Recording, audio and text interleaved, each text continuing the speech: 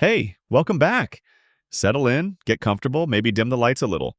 Tonight we are going deep into the multiverse. Not chasing answers necessarily, just sitting with the questions. Because if there is one thing Rick and Morty does better than almost any other show in history, it is leaving you in the dark with just enough candlelight to make the shadows move. Over 11 years on the air, across 8 seasons and more than 80 episodes, Rick and Morty has built one of the most layered, most intricate, and most deliberately confusing fictional universes ever committed to animation. Some questions get answered, most do not. And the ones that do often open 3 more doors that nobody asked to walk through. So tonight, 155 of those doors. 155 mysteries, puzzles, gaps, contradictions, and questions that the show has planted in your mind and left there to grow in the quiet. We will drift through them one by one. Some of them are huge, cosmological, the kind of questions that reshape everything you thought you understood about the show. Some of them are small and strange, the kind that live in a single frame of a single episode and never leave you. All of them are worth sitting with. No rush. We have all night. Part 1. The Nature of the Multiverse. Mysteries. 1 through 12. Let us start where the show itself begins. With the basic premise. With the idea that everything that can happen does happen somewhere, across an infinite number of universes stacked on top of each other, like pages in a book that never ends. Rick can travel between these universes because of his portal gun. That much is clear. What is less clear is almost everything else about how this system actually works. Mystery 1. Where does portal fluid come from and who else can make it? Rick treats portal fluid like a resource. He has it. He runs low on it. He guards the formula carefully. In the Season 5 finale, when evil Morty destroys the central finite curve, it is implied that the portal fluid reserves of the Citadel are depleted or disrupted in some way. Rick's portal gun goes dark. He is stuck in one place, at least temporarily. But in Season 6, he rebuilds. He gets his portal gun working again. How? Where does the fluid come from? Is it synthesized? Mined? Derived from some living thing somewhere in the multiverse? The show never explains this in any satisfying detail, and the question matters because it determines whether Rick's ability to travel is truly unlimited, or whether there is a ceiling somewhere above him that he has never hit. Mystery 2. Can every version of Rick make a portal gun, or only specific ones? The show tells us that Rick invented portal travel. Rick C-137, the Rick we follow, is credited specifically as the original architect of the Citadel, the man whose math and whose vision created the infrastructure that every other Rick eventually used. But in practice, nearly every Rick we encounter seems to have a portal gun of their own. So either the invention spread quickly, which makes sense in a multiverse where information travels freely, or there is something more unsettling going on, that every Rick arrives at the same invention independently, because the specific shape of the Rick mind leads inevitably to that particular discovery. Like an idea whose time has come, but replicated across infinite versions of the same person.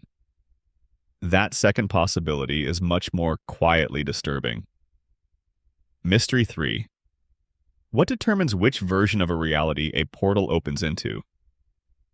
When Rick shoots a portal and steps through, he does not seem to choose a specific numbered dimension at random. He goes where he wants to go. He finds the dimension where the Morty he needs is, or the planet where the resource he wants exists. The portal gun is not just a teleporter. It is a targeting system of extraordinary precision. But how?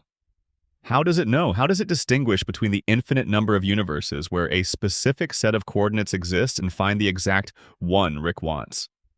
There is a navigation science buried in this device that the show gestures at but never illuminates. And the more you think about it, the stranger it gets. Mystery 4. Are there dimensions completely outside the multiverse? The central finite curve was a wall that separated a specific subset of dimensions from the broader multiverse. Evil Morty broke through it. But the show's language in describing this gets philosophically complicated very quickly. If the multiverse is infinite, then the central finite curve contained an infinite number of dimensions within it. And the space beyond the curve also contains an infinite number of dimensions. You cannot have a wall inside infinity in any meaningful geometric sense. The show uses the phrase anyway because it is narratively satisfying, and Dan Harmon himself has acknowledged that the math does not perfectly hold. But this raises a stranger question. Is the multiverse of Rick and Morty truly infinite, or is it actually a very large but ultimately finite collection of realities? And if it is finite, who built it? Who set its limits? Mystery 5. What is inside the dimensions Rick has never visited? Rick has been everywhere. Or at least that is the impression the show creates. He speaks with the casualness of a man who has exhausted the interesting parts of every universe. But the central finite curve, by definition, contained only universes where Rick was the smartest being. Which means there is an entire wing of the multiverse, now theoretically accessible since evil Morty punched through the wall, where Rick has never been. Dimensions where he is nobody. Where other beings hold the power he holds here. Dimensions where physics works differently. Where time moves in directions that have no name. Where the biology of life arrived at conclusions that even Rick cannot process. We have seen nothing of this. Season 8 barely glances at it. It is an entire ocean of story the show has not touched, and the show is aware of this, and it has not touched it anyway. Mystery 6. How does the Morty brainwave camouflage actually work? Rick explains in the early seasons that he keeps Morty nearby because the brainwave pattern of an anxious, ordinary, average teenager cancels out and masks the unique signature of Rick's genius brain, making them both invisible to detection systems used by the Citadel and by enemies who hunt Ricks. This is a lovely piece of world building. It is also never fully explained. What does it mean for one brainwave pattern to cancel out another? Is this a biological property specific to Morty, or specific to all Mortys, or specific to some Mortys, or can other people fill the role? The show hints at the last answer when Summer starts going on adventures too. But the mechanics remain murky, and the question of why Rick specifically needs a Morty, and not just any sufficiently unremarkable human companion, lingers quietly in every episode they share. Mystery 7. What happened to the Cronenberg dimension after Rick and Morty abandoned it? This one has stayed with people since the 6th episode of the very first season. Rick gives Morty a love potion. The potion mutates most of Earth's human population into monstrous creatures that Rick casually names Cronenbergs, after the filmmaker David Cronenberg, whose work deals extensively with body horror. Rick cannot fix it. His solutions make it progressively worse. Eventually, he solves the problem by doing something extraordinary and terrible. He takes Morty to a parallel Earth where that Earth's Rick had solved the Cronenberg problem, but where both Rick and Morty recently died in a freak accident. Our Rick and Morty take their places. They bury their own dead bodies in the backyard and step into a new life. And the world they left behind? The Cronenberg dimension? It is simply abandoned. Rick's advice to Morty, delivered with cheerful blankness, is not to think about it. But we do think about it. The show visits it briefly in Season 3 when Morty's old family is shown surviving in the ruined world, growing hardened and violent in the wreckage of civilization. By Season 6, Jerry Prime, the last surviving member of that world's Smith family, finally dies. The world that Rick created through negligence and abandoned without looking back is now empty of everyone Morty ever loved. It is one of the most quietly devastating facts in the entire show, and the show mostly lets it sit there in the background, mentioned occasionally, never resolved, never mourned in any full way. Mystery 8. What is the nature of consciousness when you can copy it? Rick has cloned people. He has put minds into robots. He has transferred souls, or soul-like things, into technology.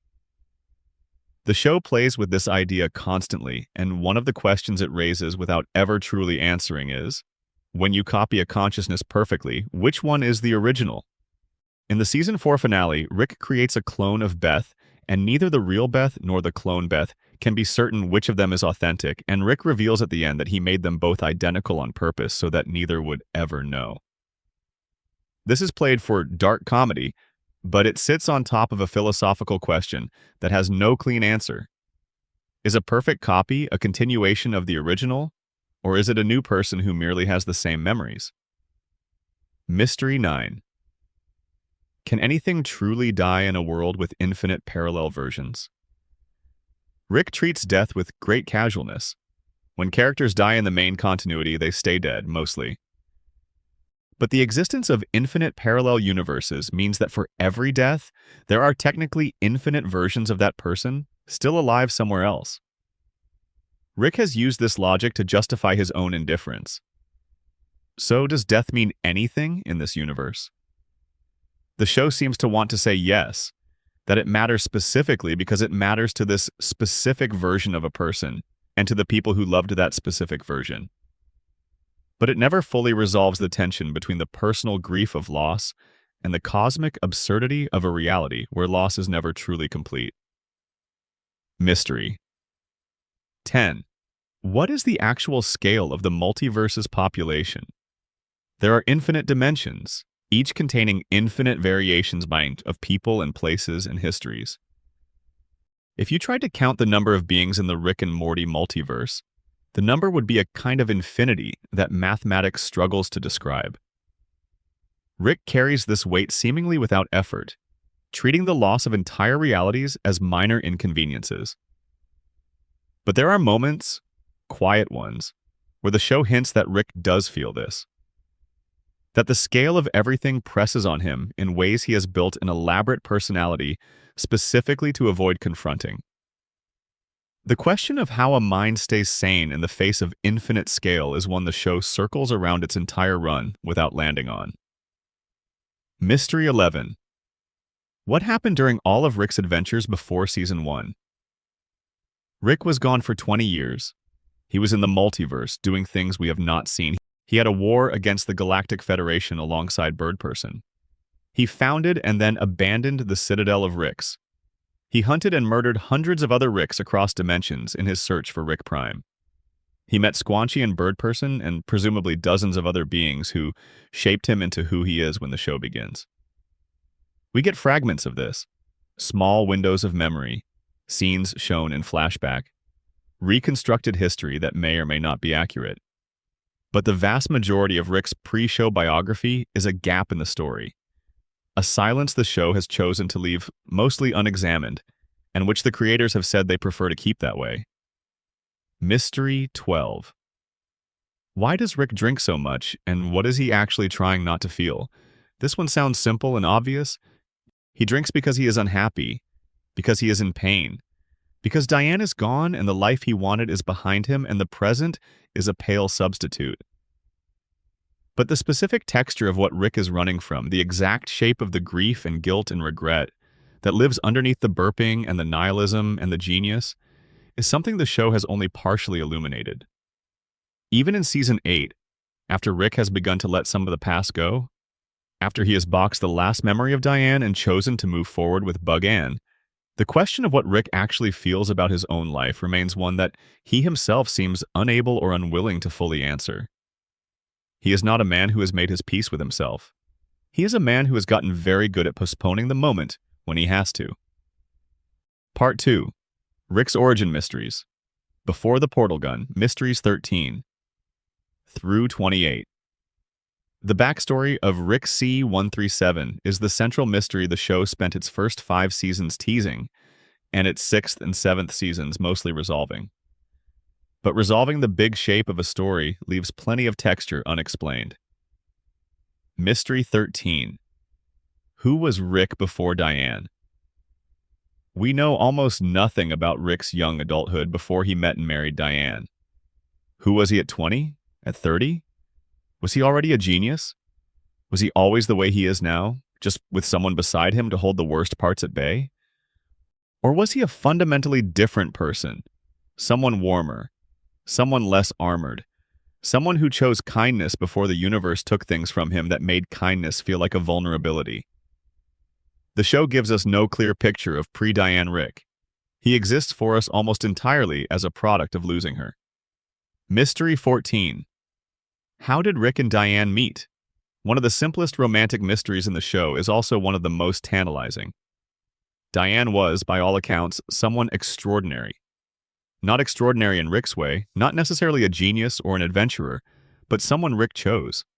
Someone Rick loved so profoundly that losing her cracked his entire existence open.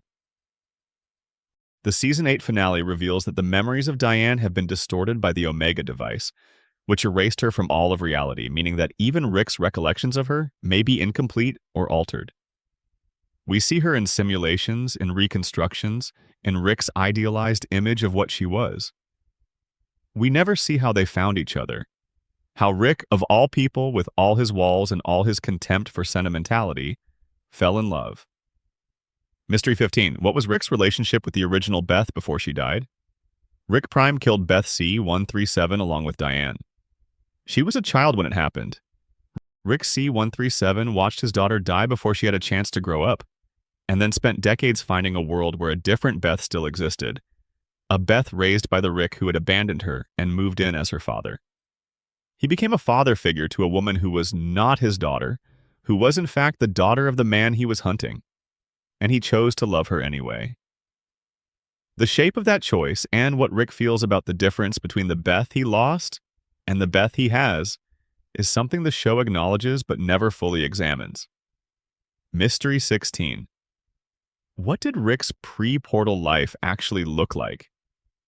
In the show's early seasons, before the backstory was crystallized, there were implications that Rick had been an adventurous scientist even before portal travel, that he had built things and gone places and made enemies and friends in ways that predated interdimensional technology.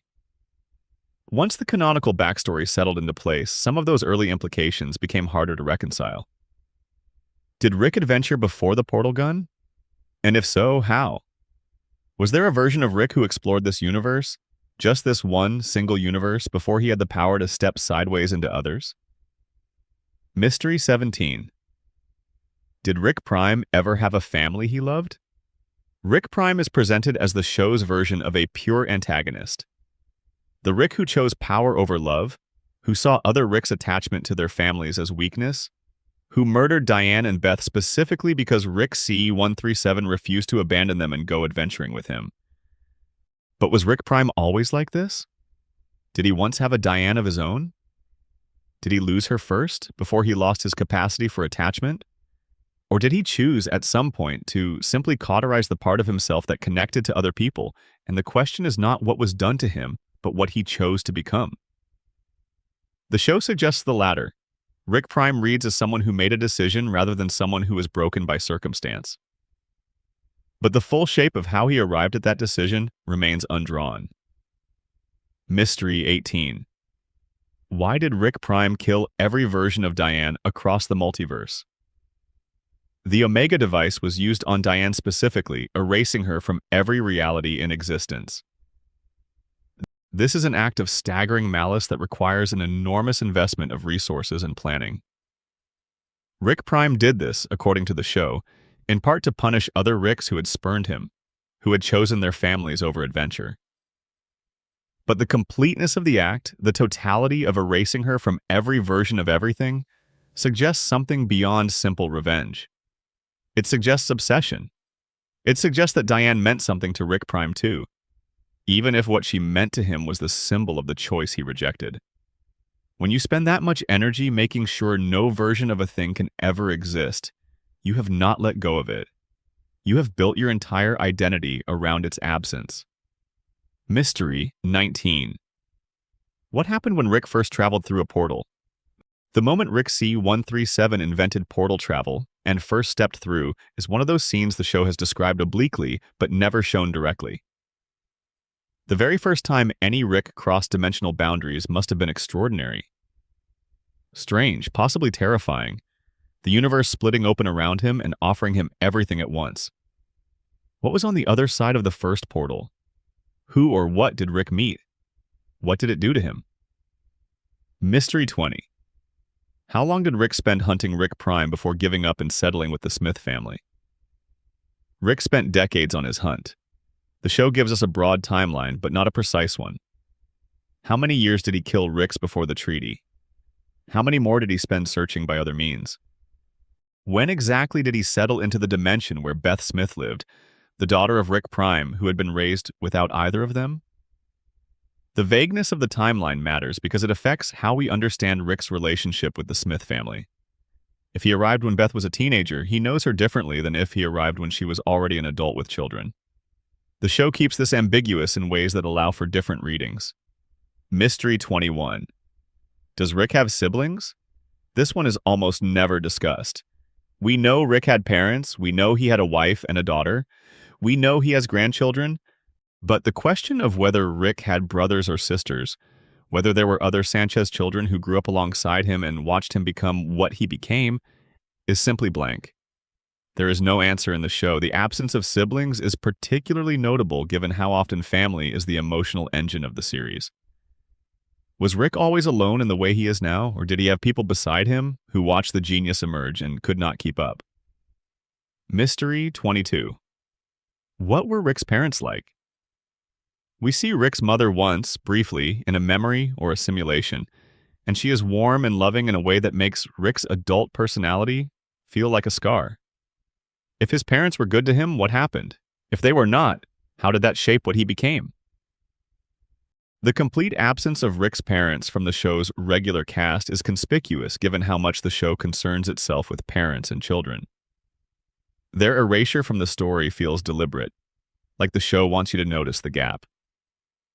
Mystery 23. Was Rick ever happy? And if so, what did that look like?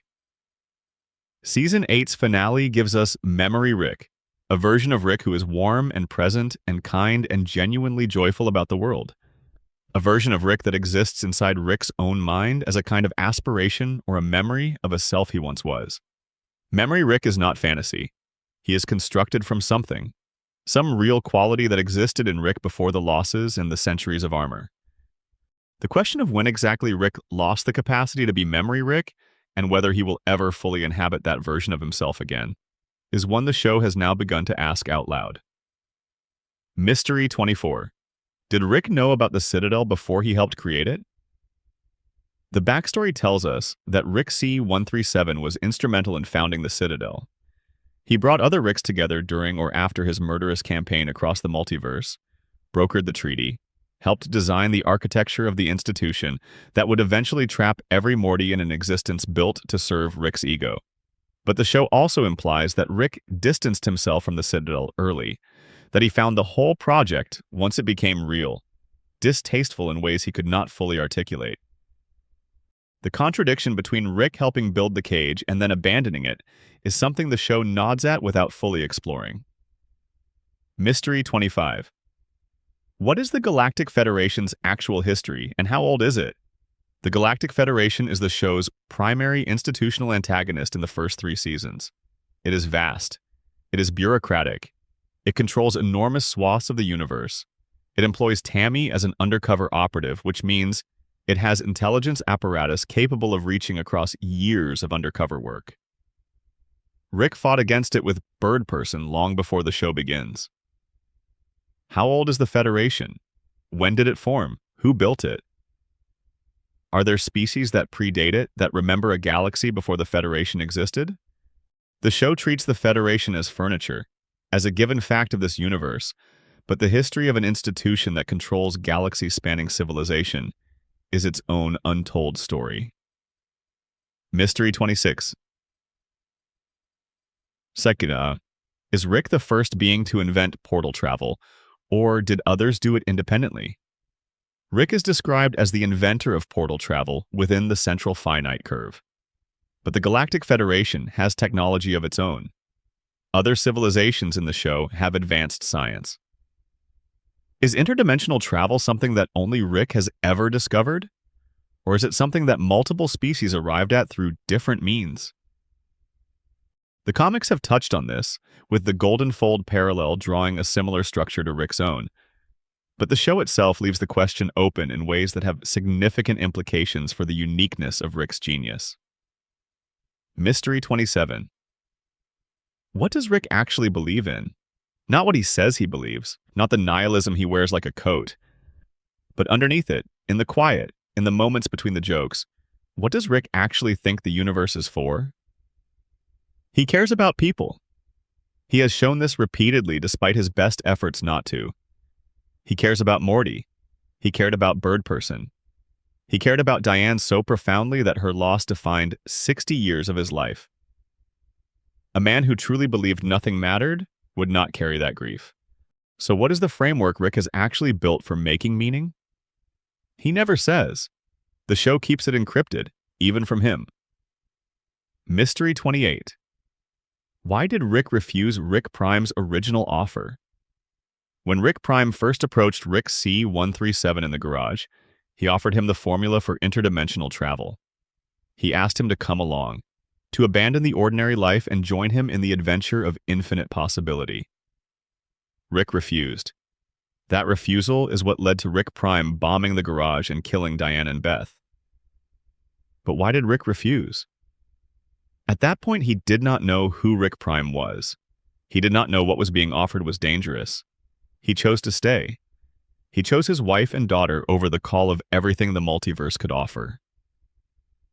That choice, the first choice, the most important choice Rick ever made before everything went wrong, is described but never dramatized. We never see Rick make it. We only know he did. Part 3, The Central Finite Curve and Citadel Deep Lore. Mysteries 29 through 44. The Citadel is the most ambitious piece of world-building in Rick and Morty. An entire civilization of Ricks and Mortys, a society that mirrors and satirizes and amplifies the worst tendencies of the human world, built inside a portion of the multiverse that was itself a deliberately engineered construction. There are layers here that the show has not finished excavating. Mystery 29. How did Ricks across the multiverse first make contact with each other? The Citadel did not come from nowhere. It required thousands of Ricks from thousands of dimensions to find each other and agree to a common project. But the portal gun was not yet universally distributed at the moment the Citadel was being conceived. Or was it? If Rick C-137 invented it and then it spread, how long did that spreading take? Who were the first Ricks to meet each other? What was that experience like? Imagine discovering that you are not unique, that there are infinite identical versions of you scattered across reality, each having arrived at roughly the same genius through roughly the same damaged path. The existential weight of that discovery, the first contact between Ricks, is a story the show has never told. Mystery 30. What did the Citadel look like in its early days? By the time we see it in the show, the Citadel is a mature civilization. It has class structures, economic systems, a functioning government, police forces, Morty schools, factories. This took time to develop. What was the Citadel in year one? A provisional meeting place, a small collection of Ricks working together, still not fully trusting each other, still half expecting one of them to betray the others. The institutional culture of the Citadel, particularly its treatment of Mortis, would have developed gradually. When did Mortis go from being companions to being second-class citizens?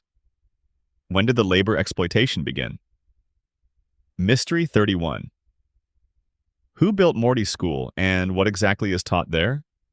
The Citadel has an educational system for Mortys.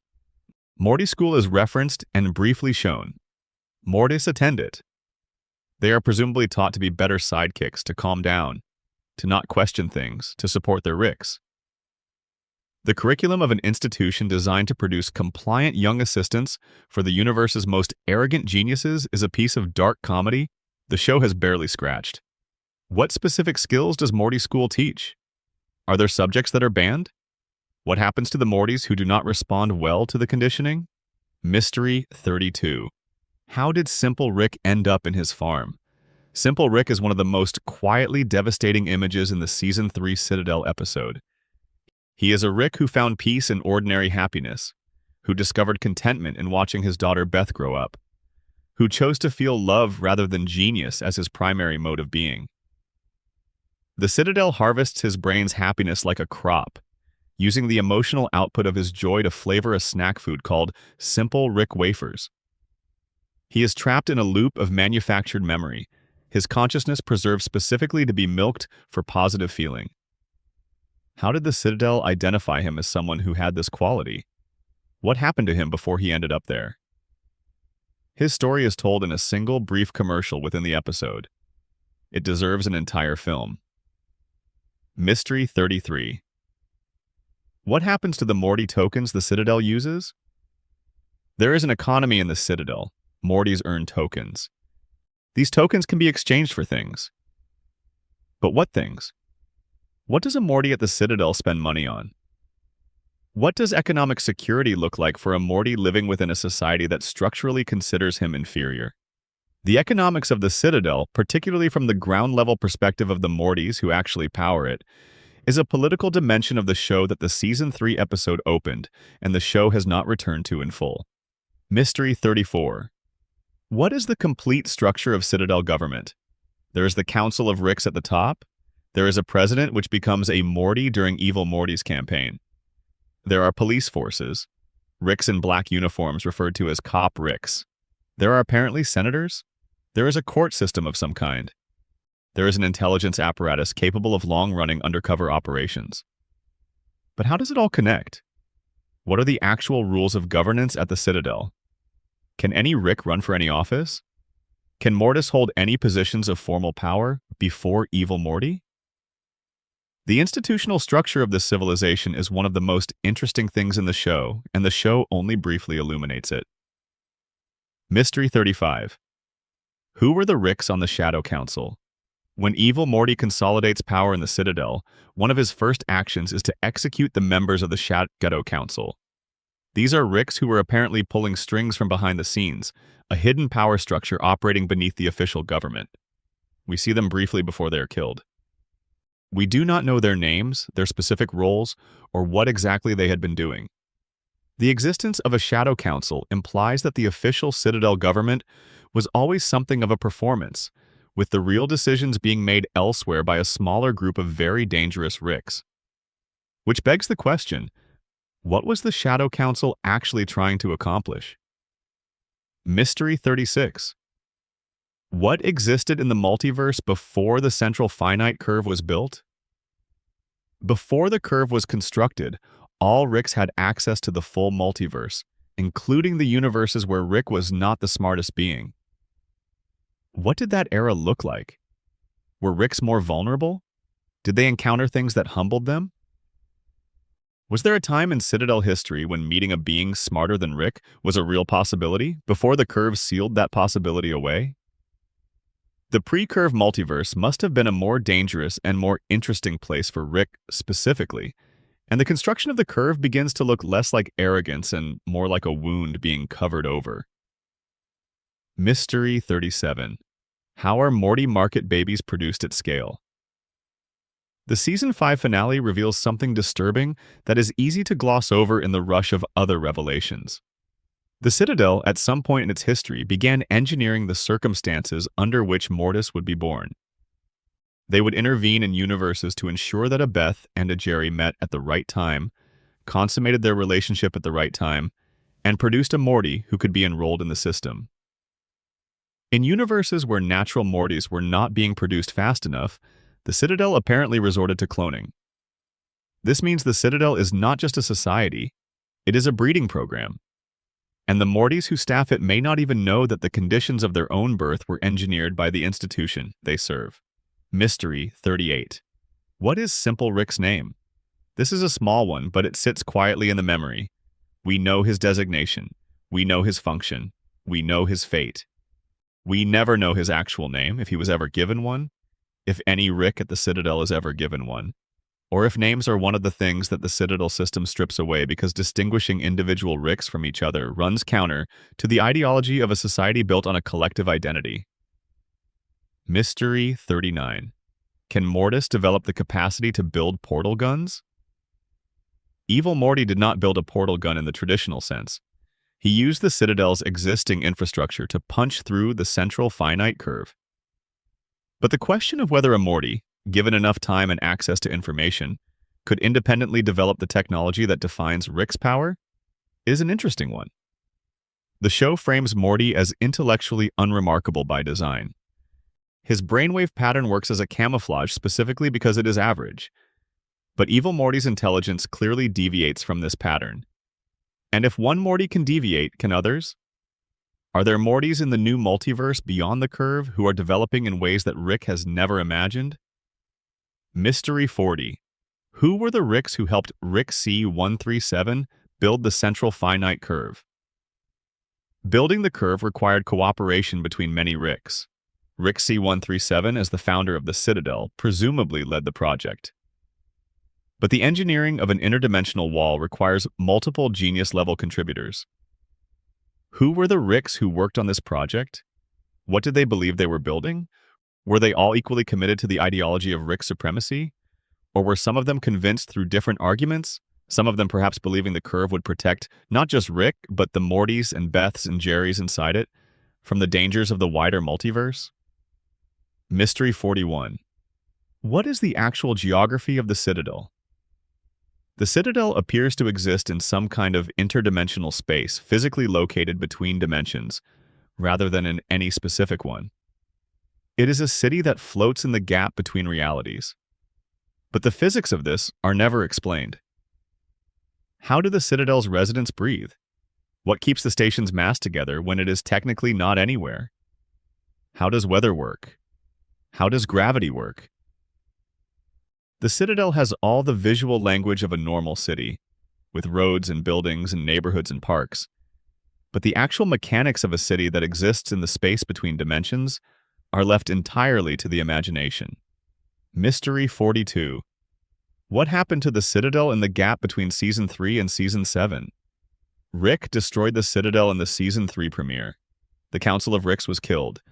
The Galactic Federation was destabilized at the same time. Its economy collapsed. By the Season 3 episode that returns to the Citadel, the institution has been rebuilt. Someone organized it, elected new leadership, restored the infrastructure, and rebuilt the culture. Who did this? Was there a crisis period, an interregnum? A faction war between different Ricks competing to shape what the new Citadel would become?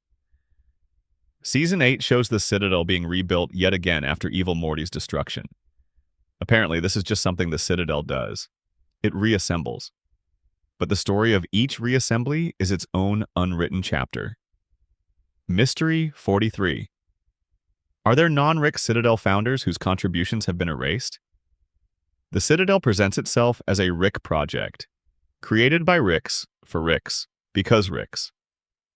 But in the construction of any major institution, there are usually contributions that get erased from the official history, particularly contributions from people the institution later marginalizes. Were there Mortys who contributed to the original design of the Citadel? Were there Beths? Were there beings from outside the Rick and Morty family structure entirely who helped build it and were then excluded from the story of their own work? The show hints at the politics of institutional history, but never fully excavates them. Mystery 44. What are the dimensions outside the central finite curve actually like? Evil Morty escaped into the wider multiverse in the Season 5 finale. Season 8 opens with a glimpse of him living in a sort of cosmic refuge beyond the curve. We see diverse beings, travelers from various realities, a more varied and stranger landscape than the relatively constrained visual world of the curve's interior. But we see very little. The broader multiverse that Rick and Morty has teased for so long remains almost completely uncharted territory in the actual show. What is there? Who is there? What are the civilizations, the technologies, the philosophies of a multiverse where Rick Sanchez is not the center of gravity? This is perhaps the single largest unexplored space in the show's entire universe. Part 4. Evil Morty. The Unanswered Questions, Mysteries 45 through 60. Evil Morty is the most carefully constructed character in the show's mythology. Every detail of his arc has been placed deliberately. He is the show's most compelling antagonist precisely because he is not entirely wrong. And he is also, as of Season 7, possibly the most dangerous being in the entire story. Mystery 45. What was Evil Morty's original Rick like before the eye patch? We know that Evil Morty and his original Rick had a relationship that deteriorated. We know Evil Morty grew tired of being mistreated, of being dragged through adventures, of being used as a tool rather than valued as a person. We know that Evil Morty snapped. But what was the particular texture of the mistreatment? Was it dramatic and obvious, or was it the quiet, grinding casualness that characterizes Rick's treatment of most people around him? And what was Evil Morty's Rick like in other ways? Was he remarkable in some specific quality, some brand of cruelty or dismissal that distinguished him from the thousands of other Ricks who treated their Mortys badly? Mystery 46. How old was Evil Morty when he decided to take control of his Rick? This matters because it shapes everything we understand about evil Morty's psychology. A 12-year-old who engineers a brain control device and attaches it to his grandfather, while he is unconscious, is a different person from a 16-year-old who does the same thing. The developmental stage at which evil Morty chose manipulation over compliance tells us something about how early his deviation from the standard Morty pattern began. Was he always different? Was there a moment of change? Or was he gradually radicalized by each successive adventure until the decision to seize control was the logical conclusion of a years-long accumulation of grievances? Mystery 47. When did evil Morty first find out about the central finite curve? Evil Morty's entire plan across multiple seasons was designed to escape the curve. But the knowledge of the curve's existence was not public. Most Mortys at the Citadel had no idea it existed. Rick C-137 himself kept its existence secret. Evil Morty discovered it somehow, possibly through the memories he extracted from the Ricks he murdered as Evil Rick, possibly through other means. The moment of discovery, the moment a Morty first understood that his entire existence had been caged within a portion of reality specifically engineered to keep him subordinate, must have been one of the defining experiences of his life.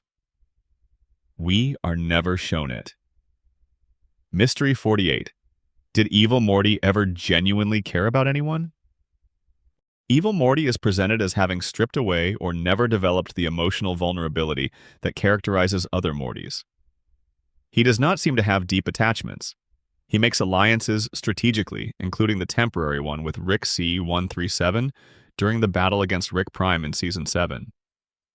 But his warning to Rick at the end of that episode that Rick should leave him alone carries something in it that reads less like a threat and more like a request.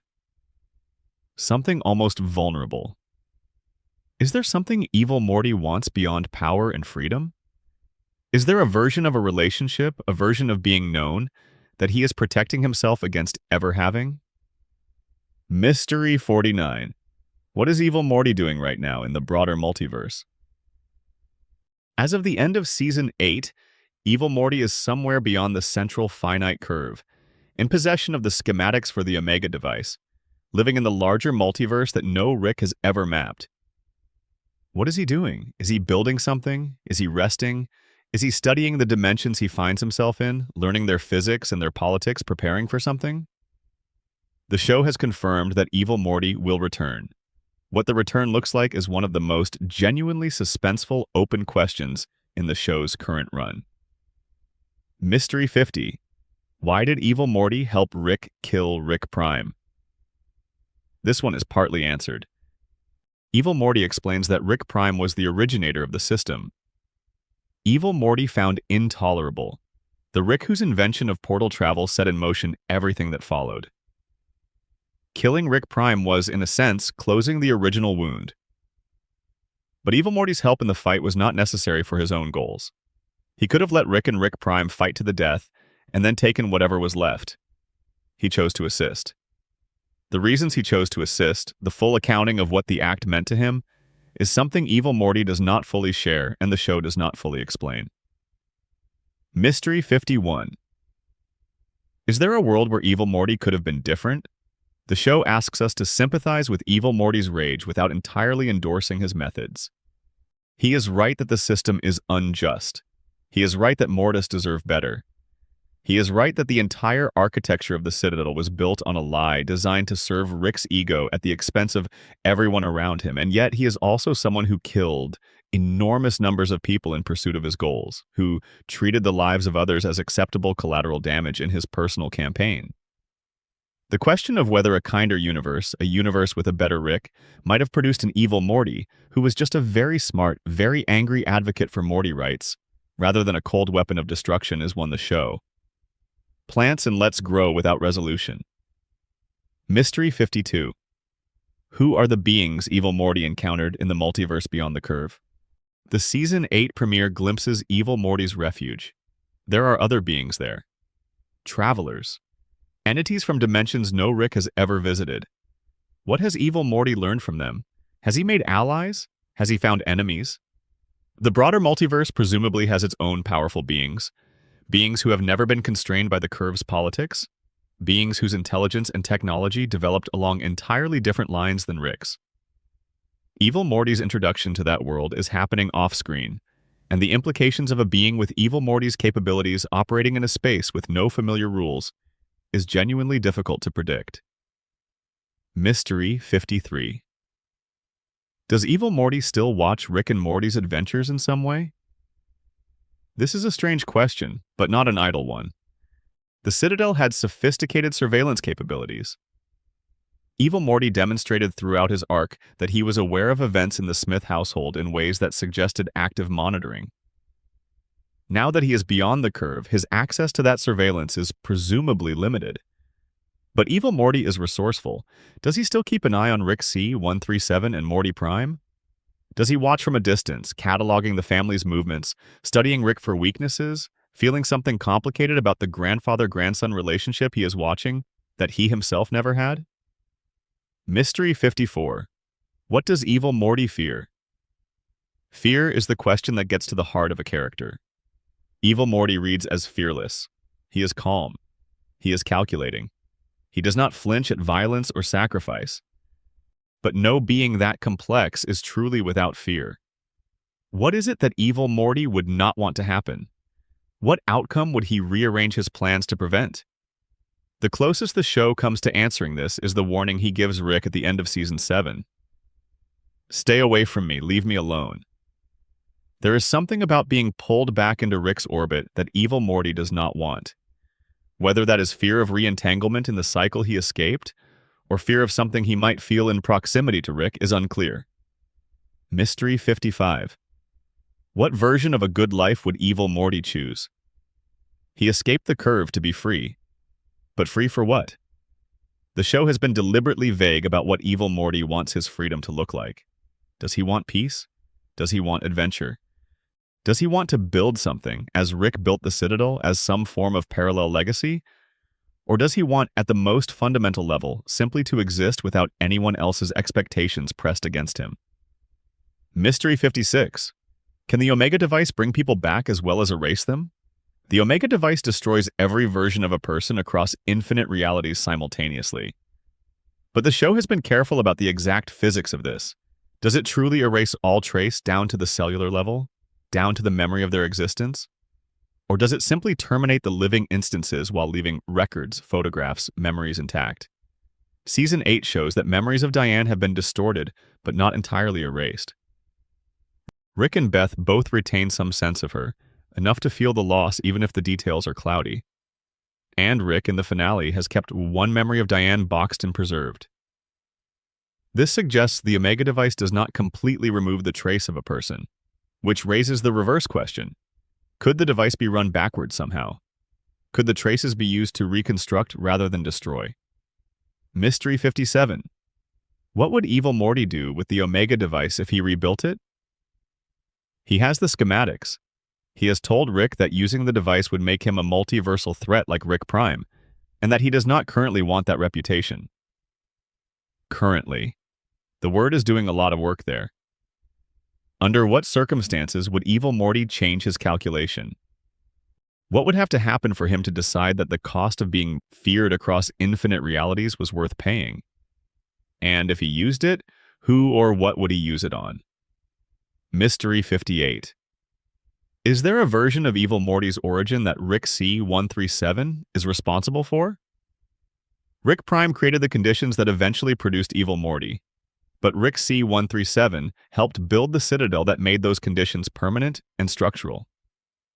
Rick C-137 helped design the system that trapped all Mortys in lives of subordination. He then distanced himself from the consequences of what he built, and went to live with a different Beth in a different dimension, while the Citadel became everything it became. The question of Rick's moral responsibility for Evil Morty's existence is one the show raises obliquely, but has never forced Rick to fully confront. Mystery 59. Was there always only ever going to be one Evil Morty? The show treats Evil Morty as a singular anomaly, one Morty who broke the mold. But in a multiverse of infinite Mortys, the emergence of one Evil Morty suggests the possibility of others. Are there other Mortys in the broader multiverse who are developing toward the same pattern? Is there a type, a statistical tendency in the Morty developmental arc toward exactly this kind of radicalization under exactly the right conditions? And if so, what does a multiverse with multiple evil Mortys actually look like? Mystery 60. Does evil Morty know about Memory Rick? Memory Rick is the loving, gentle, present version of Rick that has been living inside Rick's mind and, eventually, Jerry's mind. He is the version of Rick that behaves the way Rick could have behaved if he had made different choices. Season 8 ends with Memory. Rick sealed in his own ant farm dimension, aware that he has been isolated, furious about it. Evil Morty, as someone who has wanted Rick to be different, who has wanted the relationship between Ricks and Mortis to be fundamentally transformed, might find the existence of Memory Rick interesting in ways that are hard to predict. Part 5. The Smith Family's Hidden Mysteries. Mysteries 61 through 75. The Smiths are the emotional center of the show. A dysfunctional suburban family with an extraordinary person in its midst, trying to keep itself together under the pressure of a universe that keeps trying to pull it apart. The family's secrets are quieter than Rick's cosmic mythology, but they run just as deep. Mystery 61. Is Beth C-131 the original Beth or the clone? This question was raised in the Season 3 finale and never fully resolved. Rick made a perfect copy of Beth and sent one version of her off to adventure in space while the other stayed home. He deliberately made them identical, down to the memories of the moment of the decision, so that neither would ever know which she was. The show has made its peace with this ambiguity, treating both versions of Beth as equally valid, equally real.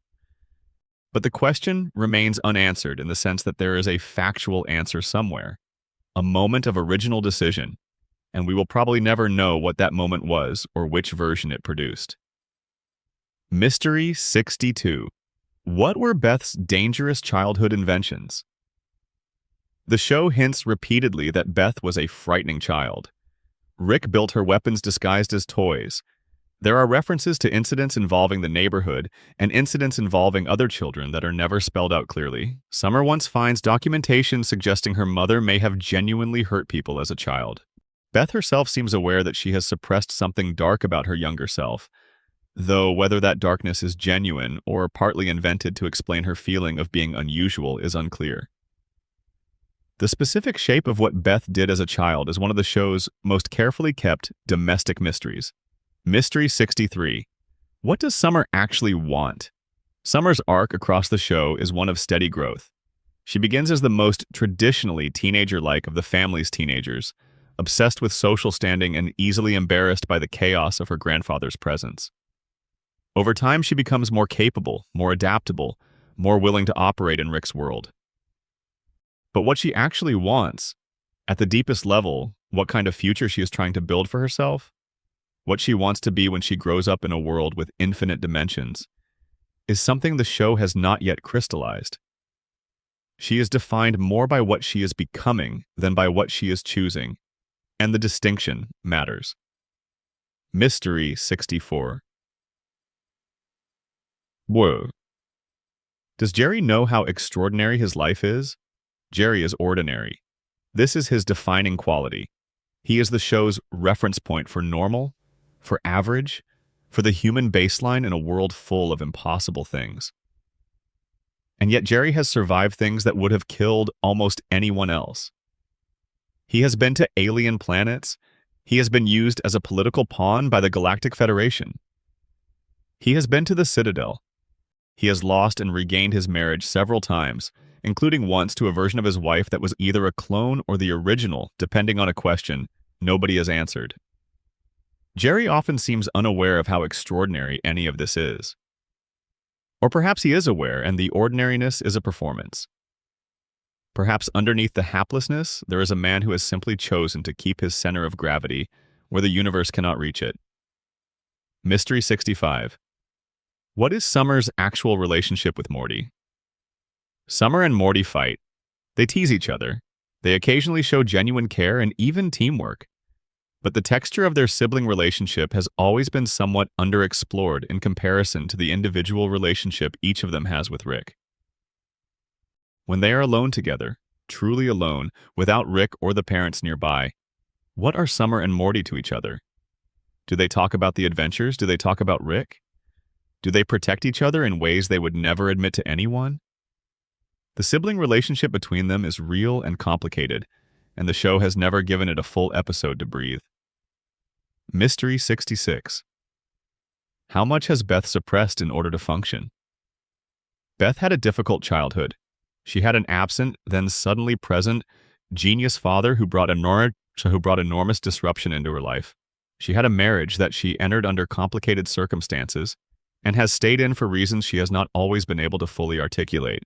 She had children who witnessed things that no children should witness. And she has processed all of this, apparently, by becoming competent and capable and largely functional, while carrying a deep reservoir of unresolved grief and resentment underneath. The show has slowly opened the valves on this reservoir over multiple seasons. What would happen if they were fully opened? Mystery 67. Is Jerry Prime really dead for good? Jerry Prime, the father from the Cronenberg dimension, the man whose wife and daughter and son were abandoned by Rick and Morty when they jumped universes, died in the Season 6 premiere. His death was presented as definitive and somewhat unceremonious. But the show has a complicated relationship with definitive deaths, and Jerry Prime was a character with a remarkable amount of unresolved emotional energy around him. The image of him hardened by years in a ruined world, outlasting every other member of his family, becoming in a strange way the most survivable Smith of all, is one of those images that stays Mystery 68. Does Beth know the full truth about her own history? Beth knows that Rick C-137 is not her original father. She knows he is the Rick from another dimension who came to live with her because his own daughter was killed. She knows the man she grew up calling Dad was at various points absent, replaced, and fictional. But does she know everything? Does she know about the Omega device and what Rick Prime did to every version of her mother? Does she know the full scope of what Rick C-137 sacrificed and how he arrived at her door? The things she knows about her own origins are filtered through what Rick has chosen to tell her, and Rick's relationship with full disclosure has always been complicated. Mystery 69. What happened in the summer that Rick and Beth spent alone together? After Jerry forces Rick out of the house in Season 3, and the family structure is disrupted, there's a period where Beth is effectively running the household herself, trying to be the parent she never fully learned how to be, trying to process her complicated feelings about her father. What were the conversations between Rick and Beth during this period, before Rick returned to the house? What did they say to each other? Did they have moments of genuine honesty? The emotional work that happened between them during this rupture and reconciliation is one of the most important unseen chapters in the show's family story. Mystery 70. What does Morty actually want to be? Morty is 14. He has been on more adventures than most people experience in a lifetime. He has died and been replaced by a version of himself from a parallel dimension. He has had his memories erased and restored and erased again. He has been afraid, brave, corrupted, repaired, and traumatized in ways the show keeps adding to. But the question of what Morty actually wants his life to look like, what he would choose if Rick suddenly stepped back and said the rest of your existence is yours, is something the show has circled around without landing on. Morty has never had the chance to want things on his own terms for any sustained period. Mystery 71. How many of Morty's memories have been erased, and what did they contain? The show established that Rick has a machine that can erase Morty's memories of the most traumatic adventures. He uses it to keep Morty functional, to prevent the psychological accumulation of horror from destroying the kid entirely. But memories that are erased do not disappear from Morty's nervous system. They exist in physical trace. The show has hinted that these erased memories include things that Morty experienced but cannot consciously access, things that may be shaping his behavior and his emotional responses in ways neither he nor Rick fully understands. What are the worst things Morty has forgotten? What are the experiences so bad that Rick felt he had to take them away? Mystery 72. What is Space Beth actually capable of?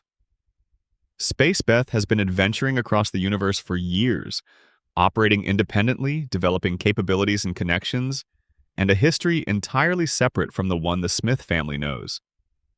She is formidable. She is comfortable in environments that would terrify most people. She has survived things that the show has not shown us.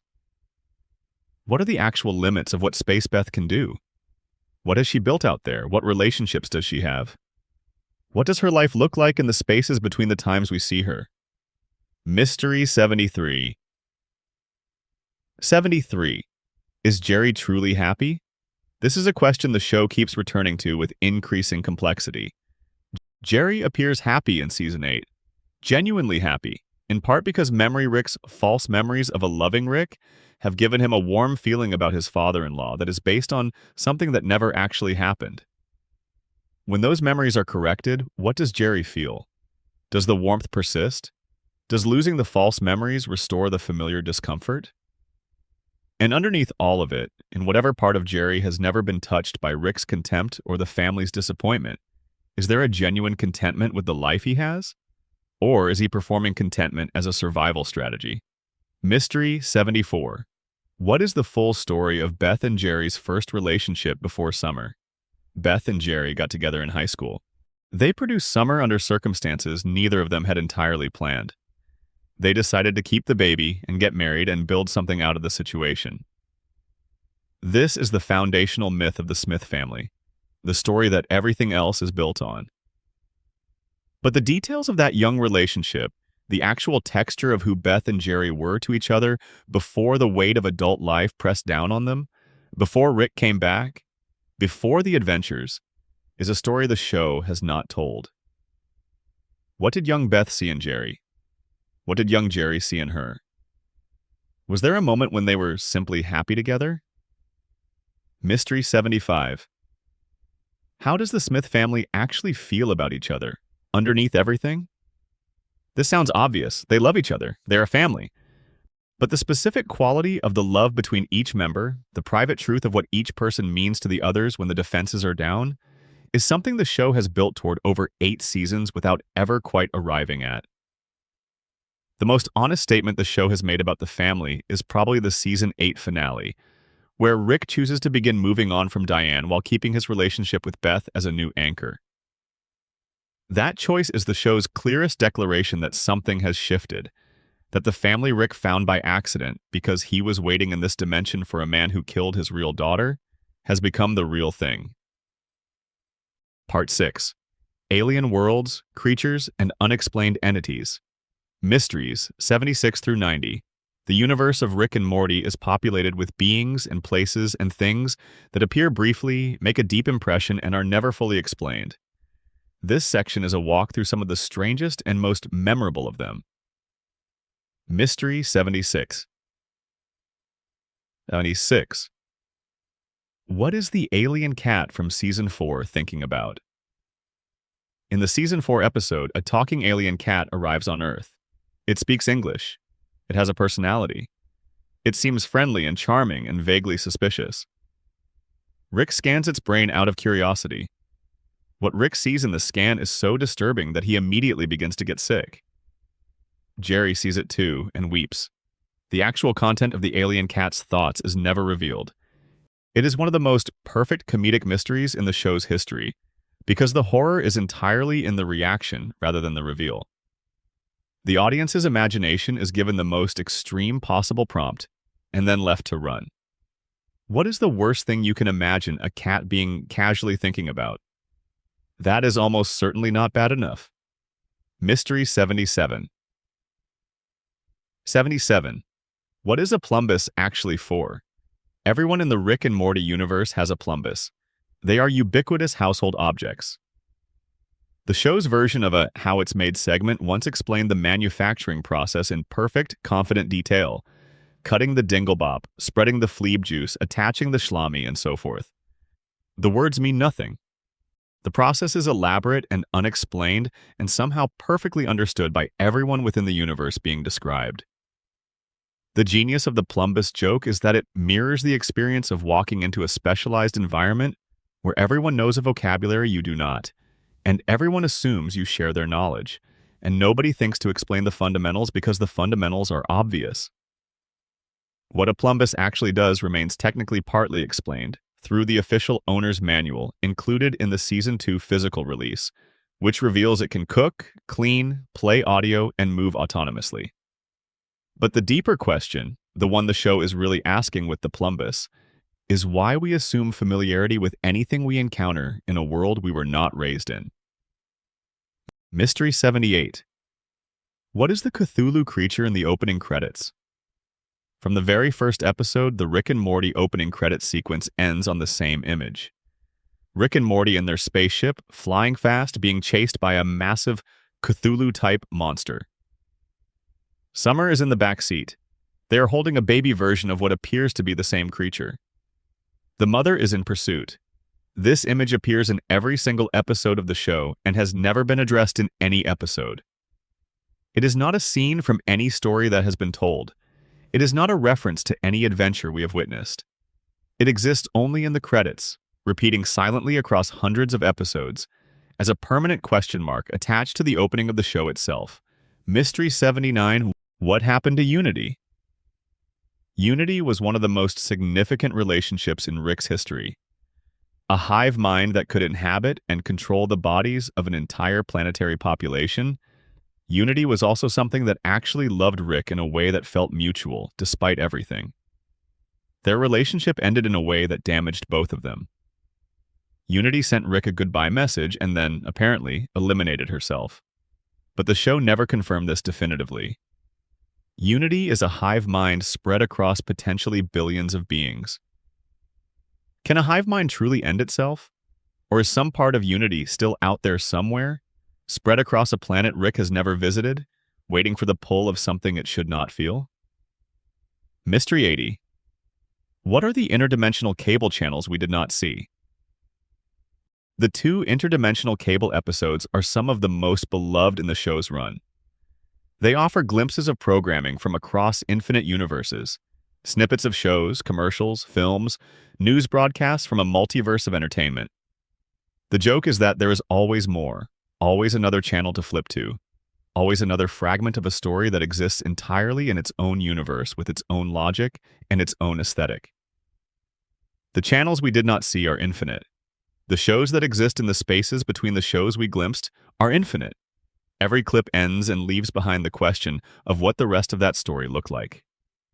Mystery 81. What is actually living inside the death crystal? In Season 4, Morty finds a death crystal that allows its holder to see every possible death available to them, including the specific death with the best outcome. Morty uses the crystal to navigate toward the death he wants, which involves dying in Jessica's arms. He nearly destroys the world in pursuit of this one specific imagined ending. The death crystals function as a kind of oracle, accessing information about futures that have not happened yet. But where does that information come from? Is there a mechanism by which the crystal is reading actual possible futures? Is it connected to some kind of multiversal probability system? Or is it creating the futures by suggesting them, making certain deaths more likely by making people aware they are possible? Mystery 82. Who made the Vindicators and why? The Vindicators are a team of superhero-type beings who work together to fight threats on a galactic scale. Rick and Morty have been invited on 2 of their adventures, one of which we see. The Vindicators appear to be earnest, which is their primary failing in Rick's eyes. They believe in heroism. They believe in narrative. Rick finds this embarrassing in ways that reveal more about Rick than about them. But who organized them? Who decided this group of specific beings would be the ones? Who made Worldender enough of a threat to require a team response? The superhero infrastructure of the Rick and Morty universe is almost entirely unexplored. Mystery 83. What is at the bottom of the fear hole? Season 7 introduces the fear hole, a psychic space that presents users with simulations of their worst fears and allows them to process and overcome those fears in a controlled environment. Rick and Morty go in. Rick confronts a simulation of Diane that is actually a Rick-imagined version of her, created from his own distorted memories and projections. The mechanics of the fear hole are presented as somewhat mysterious.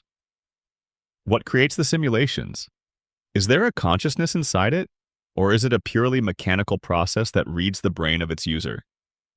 And what happens to someone who goes in and simply cannot overcome their fear? Are they stuck inside forever? Mystery. 84. What is the nature of the talking cats?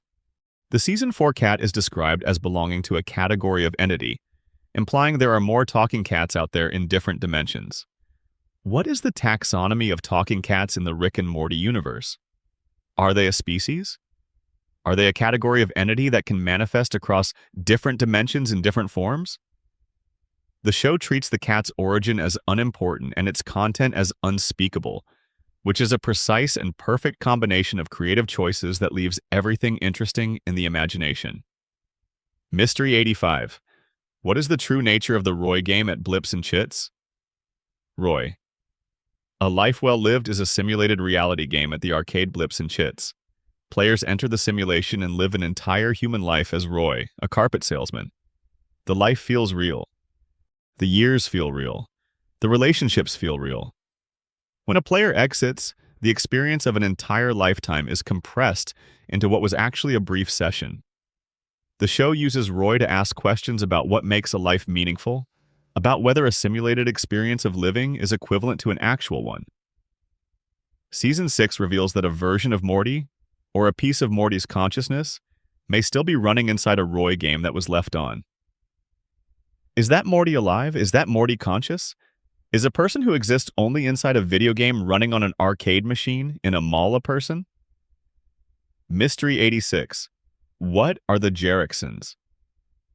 Rick's family on his side, beyond his parents and his wife, is almost completely blank.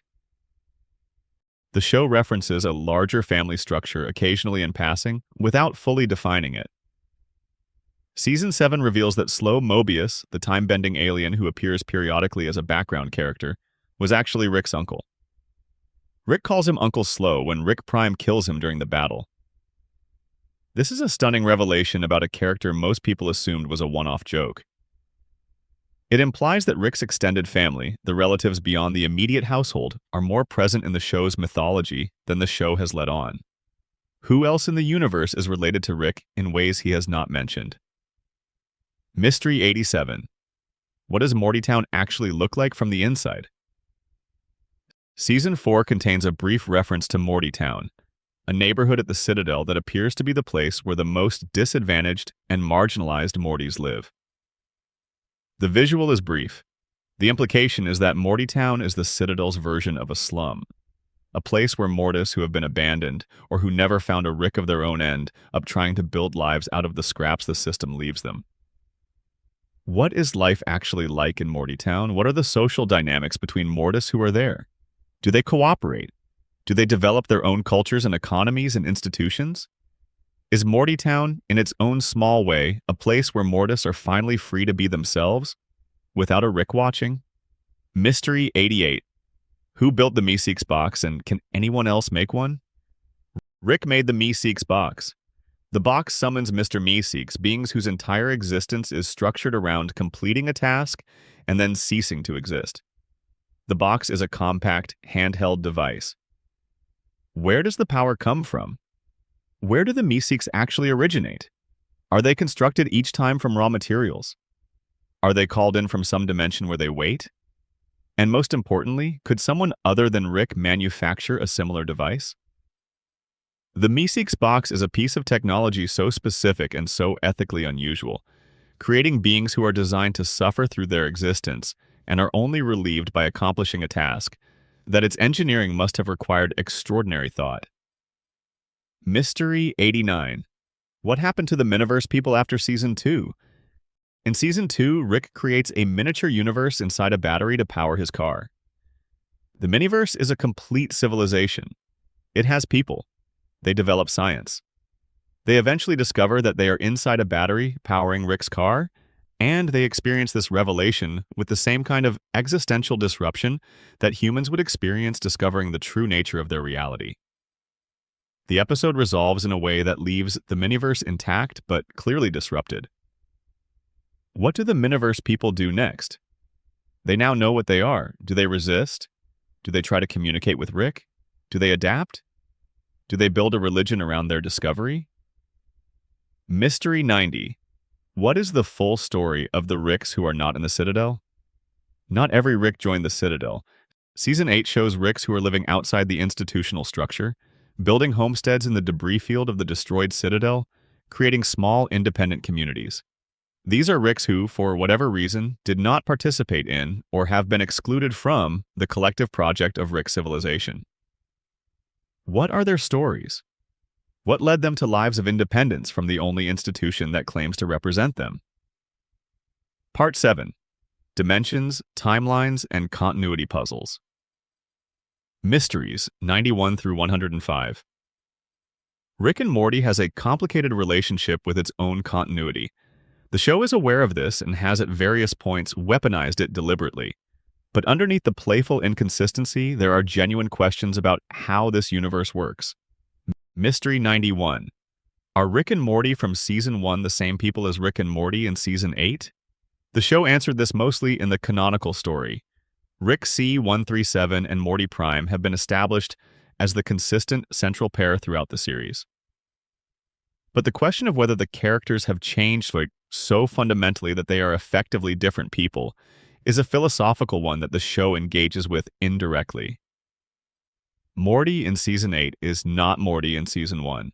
Rick in Season 8 is arguably just beginning the work of becoming someone different from who he was at the start. The continuity of personal identity across profound change is something the show has been quietly dramatizing for 8 years without naming it. Mystery 92. What is the ticket theory, and is it right? One of the most persistent fan theories holds that Rick and Morty switched universes in a specific Season 2 episode without the show acknowledging it. The evidence centers on a numbered ticket. At a Morty daycare in the second episode of Season 2, Rick leaves Morty while he goes on a solo adventure. Morty is given ticket number 5126. When Rick returns to collect Morty at the end of the episode, the Rick who comes through the portal is holding a different ticket with the same number. The theory suggests this was the show's way of indicating, without making a big deal of it, that a different Rick and Morty pair had been quietly substituted. The creators have acknowledged the theory's logic without confirming or denying it officially. Mystery 93. What exactly is the microverse battery? Season 2 establishes that Rick powers his car using a miniature universe, a civilization inside a battery. This is an extraordinary piece of technology that the show presents as one of Rick's more casual inventions. But the energy physics of it are fascinating. A civilization developing science eventually builds its own version of the battery, creating a miniverse within the miniverse, and this cascades downward. How far can you go? How small can a functional universe be? Is there a lower limit below which the laws of physics prevent conscious life from existing? Or does the multiverse of Rick and Morty extend downward infinitely as well as outward? Mystery 94. How many times has Morty died? Morty has died in the show. He has been replaced. He has experienced deaths that his current self does not remember because the memories were erased. He has been split across multiple consciousnesses and reassembled. He has had experiences that in any realistic accounting would kill a person, and he has survived them through some combination of Rick's technology, improbable luck, and narrative necessity. The actual number of times Morty has died and been brought back or replaced is not something the show has ever cataloged, and the specific deaths he has forgotten because Rick erased them are not available to him as information. Morty is living a life that he only partly knows. Mystery 95. Is there a version of the Smith household in every dimension? The Citadel operated a program of ensuring that Jerry's and Beth's met at the right time to produce Mortis. This means there are versions of the Smith household scattered across infinite dimensions of the central finite curve. All of them roughly similar, all of them containing the same collection of people in slightly different configurations. When Rick steps through a portal and arrives at someone's house, the assumption is usually that it is the Smith house of that dimension. But the Smith house of each dimension has its own history, its own version of the family dynamic, its own set of unresolved arguments, and its own small private happiness. Rick has visited many of these. He has never treated any of them as particularly real. Mystery 96. What is the relationship between the show's timeline and the real worlds? Rick and Morty premiered in December 2013. The characters age within the show, slowly, in ways that correspond to, but do not exactly track with the show's production timeline. Morty was 14 in Season 1. He is presumably somewhat older by Season 8. But the show has never committed to a specific aging scheme, and events that seem like they should take years sometimes happen in the space of what the show implies is a few months. The timeline of the show is, in a genuine sense, a mystery because the show has not been consistent about it, and the creators have indicated they prefer the ambiguity. Mystery 97. What happened in Dimension C-137 after Rick and Morty left it? Before the Cronenberg event, C-137 was just a normal dimension with a normal Smith family. After the event, it became the Cronenberg world. After Jerry Prime's death in Season 6, there is apparently nothing left in C-137 that Rick or the show needs to revisit. It is a dimension that has served its narrative purpose and been closed. But the fact that it is closed does not mean it is empty. What is in C-137 now? Are there Cronenberg descendants who have built new societies in the ruins? Are there other survivors of the original event who have never been shown? Is anything from the earliest version of Rick and Morty's world still there? Waiting? Mystery 98. What is the dimension where Rick keeps his garage lab located? The show establishes that Rick's garage contains a subterranean lab that is connected to various interdimensional systems. But the lab itself is rooted in a specific physical location, the backyard of the Smith house in a specific suburb of a specific version of Earth. What is the dimension designation of this Earth? Is it the same dimension in every episode? Or has Rick's garage, like the ship and the portal gun, been quietly relocated at some point without announcement? The physical grounding of the show's central location is something the show treats as obvious, but which becomes strange when you look at it carefully. Mystery 99. What actually happens when Rick dies? Rick has backup bodies. Rick has remote access to multiple systems that can restore him. Rick has, at various points in the show, died in one body and continued in another with apparent smoothness. But the philosophy of this is deeply disturbing. When Rick's physical body is destroyed and a backup activates, is that the same Rick? Is the continuity of consciousness preserved somehow, or does the new Rick simply share all the memories up to the last backup point, and the actual person who died simply ceased das while a well-informed copy continued? Rick is either immortal or has died many times and been replaced by copies who do not know they are copies. Mystery 100. Is the show itself canonical to any specific dimension? The show is aware that it is a show. Rick knows this sometimes. Mr. Poopy Butthole knows this always. The question of whether the events of Rick and Morty as a television program exist within the show's own multiverse, as a piece of interdimensional cable programming, is one that the show raises in background details and Easter eggs and never fully resolves. If it does, then the audience watching the show is, technically, from a different dimension than the one they are watching.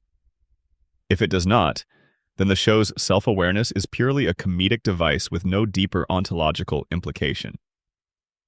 Both answers have interesting consequences. Mystery 101. What is the nature of the Council of Rick's punishment dimension? When Ricks are convicted of crimes against the Citadel, they are apparently sentenced to something called the punishment dimension. We know this exists. We know it is intended as a deterrent. We have never seen it. What is inside the punishment dimension? Is it simply an unpleasant place? Is it a structured prison? Or is it something more philosophically perverse, something designed specifically to punish people who believe they are the smartest beings in the universe by putting them in a situation where that intelligence is no advantage at all? Mystery 102. What would a Cronenberg version of Rick look like? Rick introduced the Cronenberg mutation into a specific dimension's population, but Rick himself, in that dimension, was not affected. What would happen to Rick physically and cognitively if he were exposed to the mutation that produced the Cronenbergs? His biology is not quite normal. His intelligence is not quite human. Would he simply become a monstrous body horror version of himself with his mind intact? Would the mutation interact with whatever makes Rick Rick in unexpected ways? Would you get something better or worse than what you already have? Mystery 103. What are all the things that have been eaten by or fallen into portals that Rick has forgotten to close? Portals do not automatically close. Rick opens them, walks through, and sometimes leaves them open. Objects and beings can fall through portals that are left unattended. Over the years of in-show time, the number of things that have accidentally passed through forgotten portals into other dimensions must be significant. Are there objects from the Smith house now living in alien civilizations? Are there alien creatures that wandered through a portal onto the Smith property and have been living in the neighborhood undetected? Are there people who fell through accidental portals and are now stuck somewhere they did not choose? Mystery 104. What happened during Rick and Morty's Atlantis adventure? Season 3 contains a running reference to an Atlantis adventure that Rick and Morty had been planning, and that got replaced by a Citadel episode when the story demanded it. Rick says he and Morty were on their way to Atlantis. We never go. The adventure is implied to be one of the fun ones, an adventure with mermaids and underwater cities, and presumably something that went entertainingly wrong. What happened in Atlantis? Who did they meet? What did they break? The Atlantis adventure exists as the show's running joke about the adventures we do not see, the stories being told in other rooms while we are watching this one. Mystery 105. Is there a Master Rick who is smarter than all other Ricks? Rick is described as the smartest being in the universe, specifically within the central finite curve. But all of those Ricks are approximately equally smart, which is what makes the Citadel possible. The question of whether there is a Rick somewhere in the broader multiverse beyond the curve whose intelligence genuinely dwarfs that of C-137 is one the show has not explored. Outside the curve, where Rick is not guaranteed to be the apex, what kind of entity might Rick encounter that would represent a genuine cognitive limit? And what would it do to Rick to meet someone smarter than him? Part 8, Characters Who Vanished Without Explanation. Mysteries 106 through 120. The Rick and Morty universe has a habit of introducing characters who matter, who leave a mark, and who then disappear. Some of them come back. Many of them do not. These are the ones who are still out there somewhere, in the multiverse, waiting. Mystery 106. What happened to Supernova? The Vindicators include a character called Supernova who has the power to manipulate solar forces. She is a survivor of the events of the Vindicators episode. She is alive, she is angry at Rick and at Morty by the end of that episode for reasons that are entirely understandable. She is capable of enormous destruction, and then she is gone. The show has mentioned her in passing as a loose end, but has not returned to her. A character with her power set and her grievance against Rick, operating independently in the multiverse, is not someone who would simply stop being a factor in Rick's life. Mystery 107. What is Kyle and where is he now? Kyle is referenced multiple times as a previous sidekick of Rick's. Rick apparently had a companion before Morty, a figure named Kyle who served in the general role that Morty now fills. Mr. Nimbus, Rick's oceanic rival and nemesis, knows about Kyle. Rick's Morty replacement wheel includes a slot labeled Kyle 2.0, implying that there was a Kyle and then at some point an attempt at a second Kyle. Who was Kyle? What was his relationship with Rick like? What happened to end it? Is Kyle alive somewhere in the multiverse with a history of Rick-related trauma he is trying to process? Mystery 108. Where is the Galactic Federation now? Rick destabilized the Galactic Federation at the end of Season 3 by crashing its economy. The Federation was a major structural presence in the first 3 seasons, a government capable of arresting Rick and placing him in a prison and administering an occupied Earth. After the economic crash, the Federation essentially disappeared from the show's active concerns. It has not vanished from the universe. Institutions that size do not simply cease. They adapt. They restructure. They may emerge from a financial crisis with different priorities and different power structures, but they do not disappear. What is the Galactic Federation now, years after Rick's attack on its foundations? Mystery 109. Is Bird Person still inside Phoenix Person, or has he reasserted himself? The last time we saw Bird Person in full, he had been partially freed from the Phoenix Person programming. His personality was beginning to reassert itself. His memories of Rick were returning. He was not fully Bird Person again, but the outlines of the person he had been were becoming visible inside the machine he had been turned into. Season 8 does not return to this story. Where is Bird Person now? Is he continuing to rebuild himself? Has he sought out Rick? Has he sought the solitude of his old home world to process what was done to him? Is Phoenix Person still somewhere inside him, a second presence pressing against the walls of his mind? Mystery 110. What happened to Squanchy after the wedding? At Bird Person's wedding, when Tammy revealed herself and the Federation forces attacked, Squanchy transformed into a massive, powered-up form and threw himself into the fight to give Rick and the others a chance to escape. His fate was left unknown for multiple seasons. The show eventually indicated that Squanchy survived, but the full story of his survival and what happened to him in the intervening time between the wedding massacre and the next confirmed appearance has never been told. How did he get out? What did the Federation do to him? What does it cost a person to have fought that hard and be the one who does not know whether his sacrifice made a difference? Mystery 111. What is the current status of Mr. Nimbus? Mr. Nimbus is Rick's oceanic nemesis. They have a treaty. They have a complicated history. Mr. Nimbus appeared for a season and then mostly receded from the show's active story. He is out there. He controls the police of the ocean. He has made it clear that he considers Rick a specific and personal rival. What is Mr. Nimbus doing in the time between his appearances? What does the ruler of the ocean's daily existence actually look like?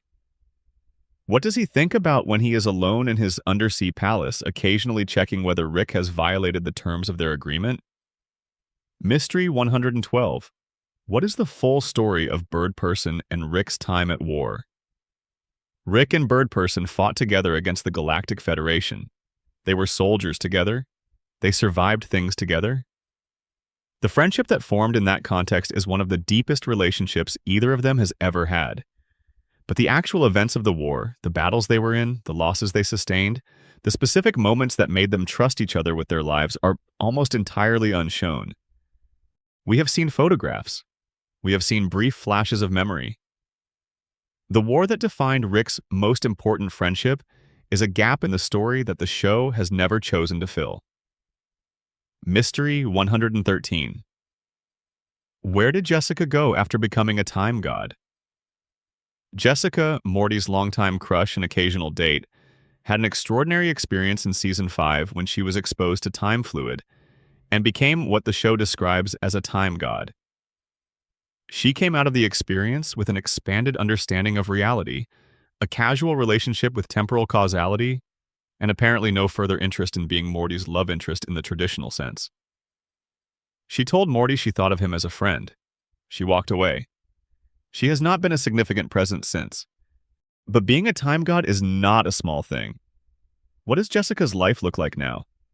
What is she doing with the power she has? Is she happy? Is she someone Morty will encounter again, and if so, in what capacity? Mystery 114. What happened to the parasite species after Total Recall? The alien parasites who invaded the Smith house in the Season 2 episode and filled the house with false friends and family were mostly eliminated. But the episode establishes that these parasites exist in the universe at large. They presumably came from somewhere. They have a history. They have evolved a very specific and sophisticated mechanism for infiltration. What are the parasites' actual origins? Are there more of them somewhere? Is there a world where they are native, a world that they presumably did not fill with false memories because they were already there? Mystery 115. What is the story of the Defiance?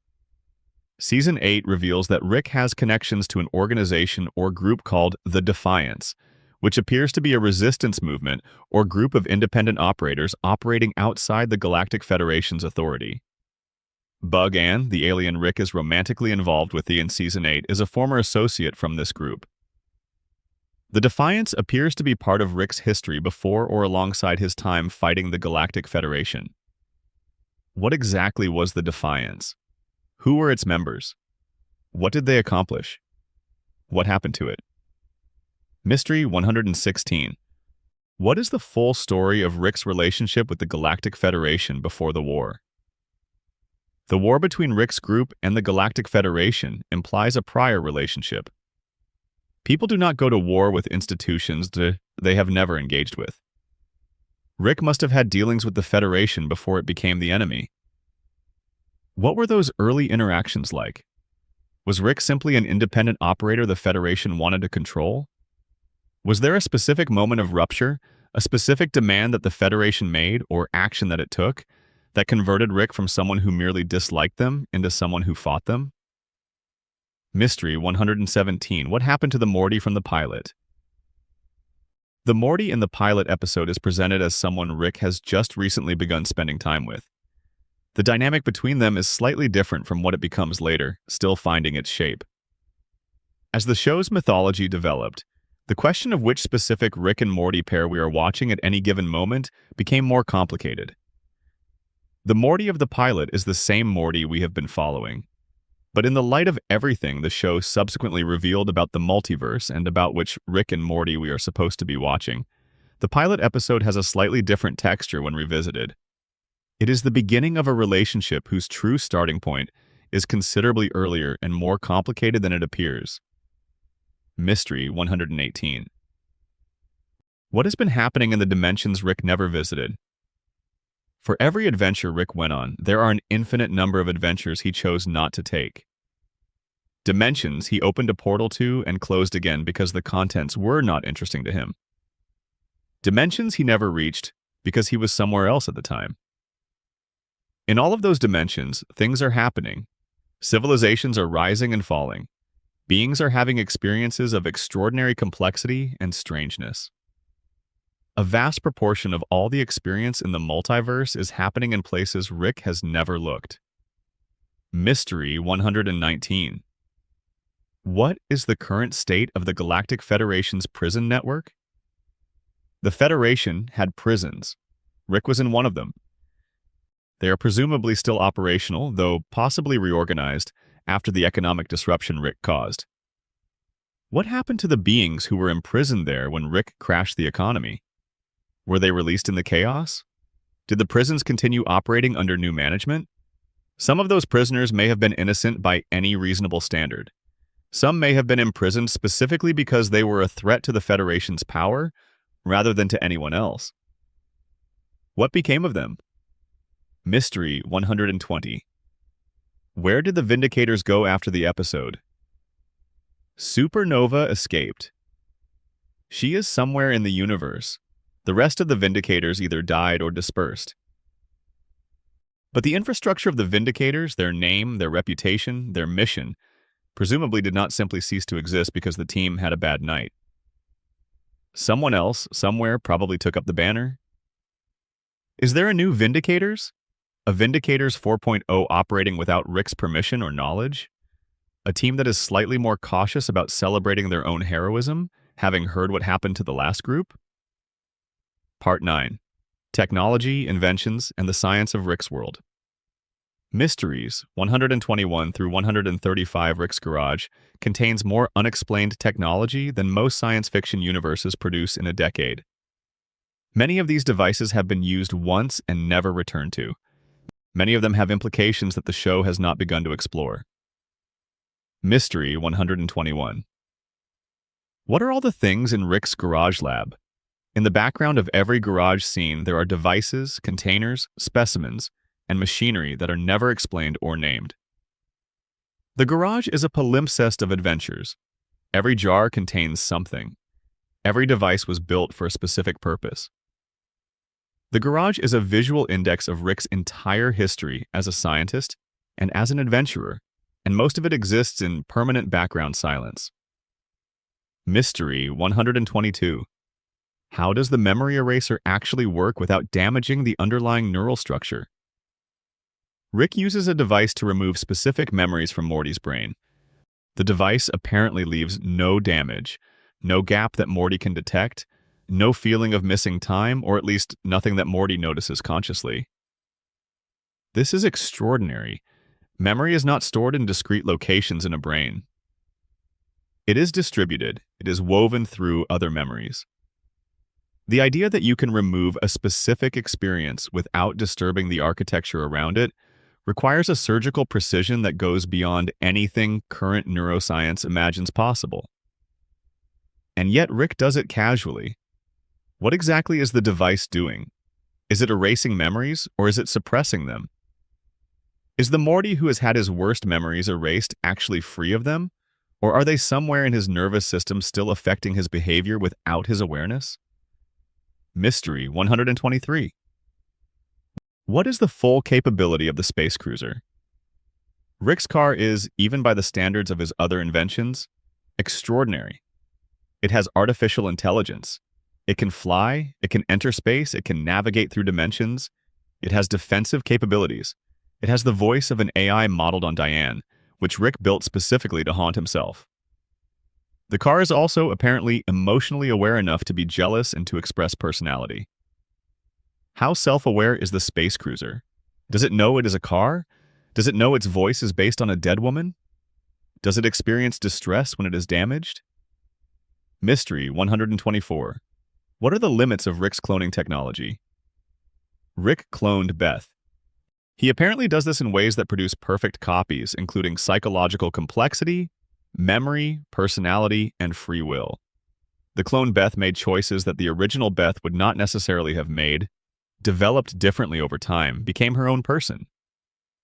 The technology that produces a consciousness of that quality, a copy so perfect it diverges into genuine individuality, is the most profound invention Rick has ever built, and the show has barely examined its implications.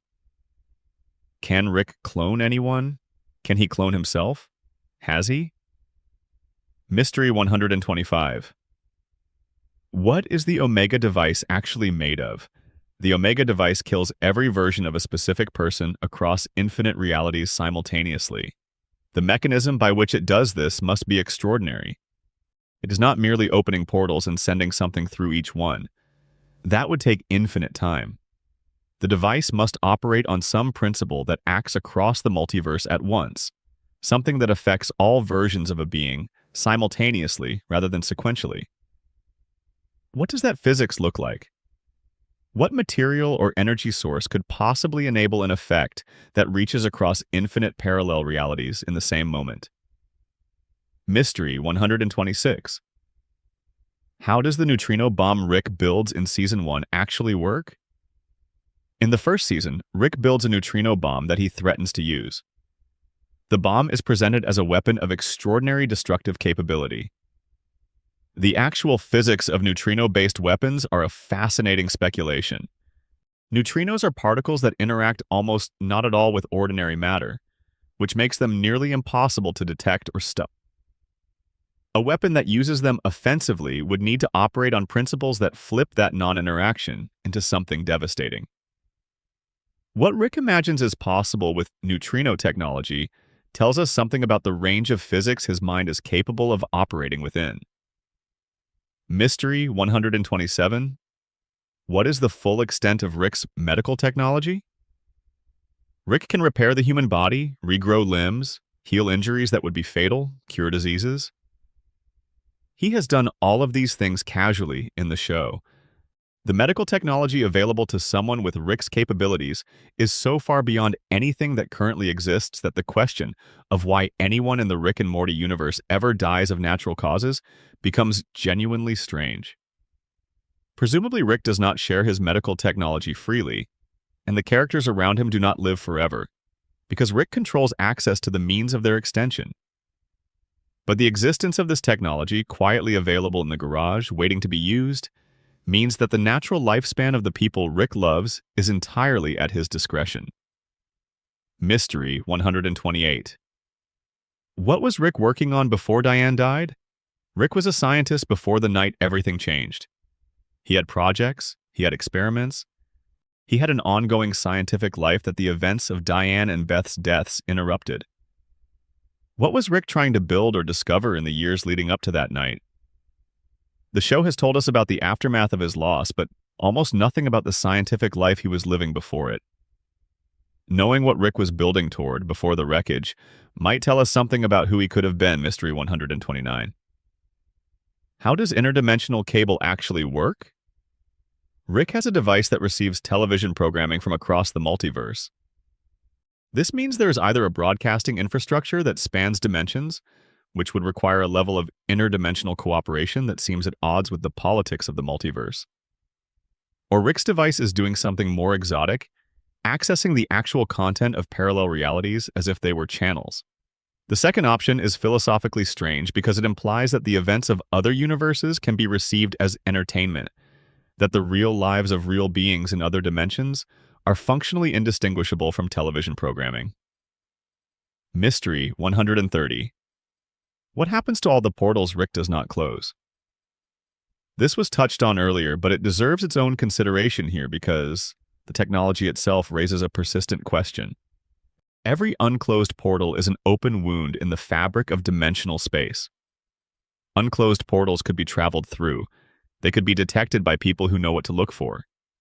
They could have effects on the dimensions they connect that the show has not explored. Is there a cleanup infrastructure somewhere? Are there beings whose job it is to close the portals that Rick leaves open? Is the multiverse gradually becoming more porous, more interconnected, more difficult to navigate because of the accumulated openings Rick has made over decades? Mystery 131. What is inside Rick's flask and what does it do to him? Rick drinks constantly. His drink of choice appears to be something from a flask he keeps with him at almost all times. What is in the flask?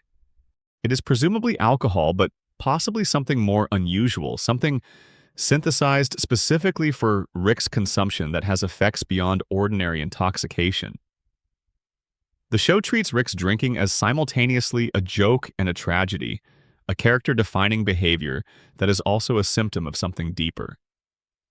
But the specific pharmacology of what Rick ingests, whether it is simply very good whiskey or something Rick has engineered to dull specific kinds of feeling, is never examined. Mystery 132. Why does Rick keep the space cruiser AI voiced as Diane? This one was addressed in the show.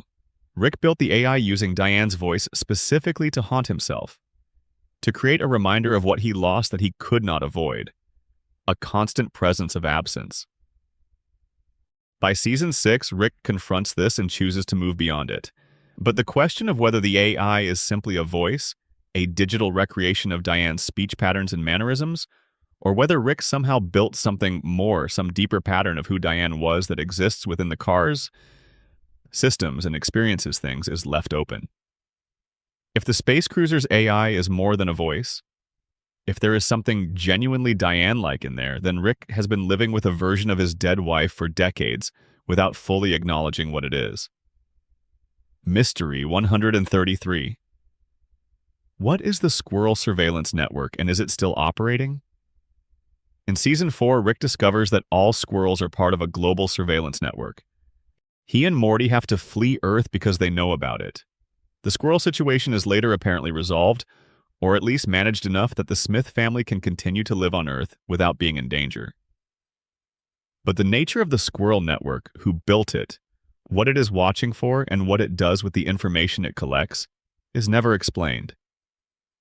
The squirrels are watching. They have always been watching, and whatever they are watching for has been determined by someone or something with a very specific interest in the ongoing activities of the planet's inhabitants. Mystery 134. What are all the animals Rick has experimented on? Rick has a history of conducting experiments on animals. Some of these become recurring characters or set pieces. The garage has contained specimens of various kinds over the years. The full catalog of Rick's animal experiments, particularly the ones that went badly, is not something the show has ever enumerated.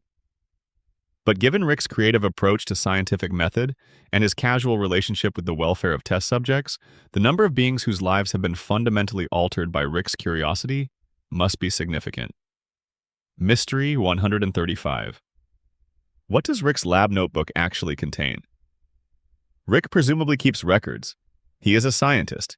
His discoveries, his formulas, his failed experiments, his successful ones, his notes on the specific properties of materials from across the multiverse, these must exist somewhere.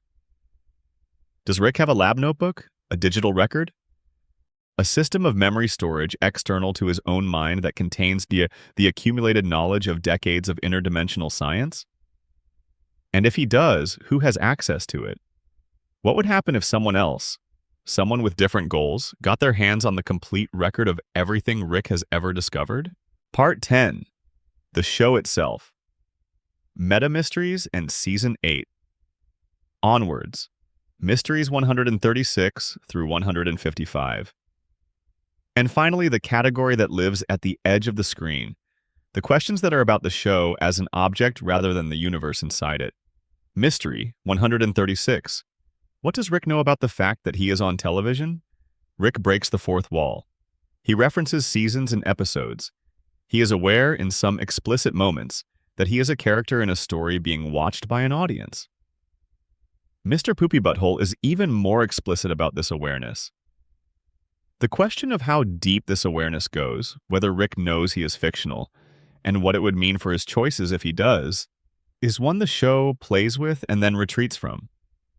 If Rick knows he is in a TV show, then every act of heroism, every moment of vulnerability, every time he chooses to save someone he could have let die carries a completely different meaning than it would if he believes his choices are real. Mystery 137. Is the show's continuity intentionally inconsistent, or are there hidden explanations? Rick and Morty has continuity errors. Characters remember things they should not. Events are referenced in ways that contradict earlier established facts. The show is aware of this and has at various points suggested it is intentional, that the inconsistencies are the show reflecting the nature of a multiverse where not everything lines up.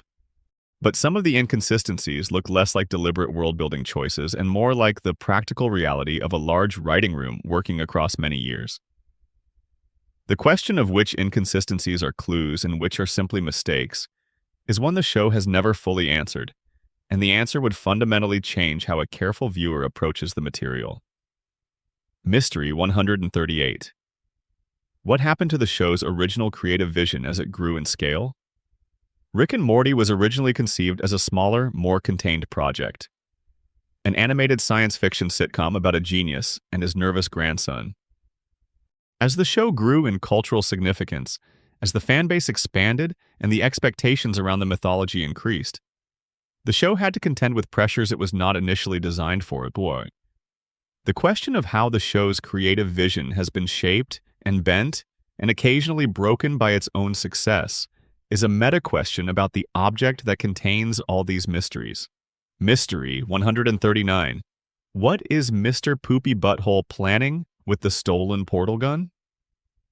Season 7's finale post-credit scene shows Mr. Poopy Butthole stealing a portal gun, traveling to another dimension, killing his counterpart in that dimension and assuming his life.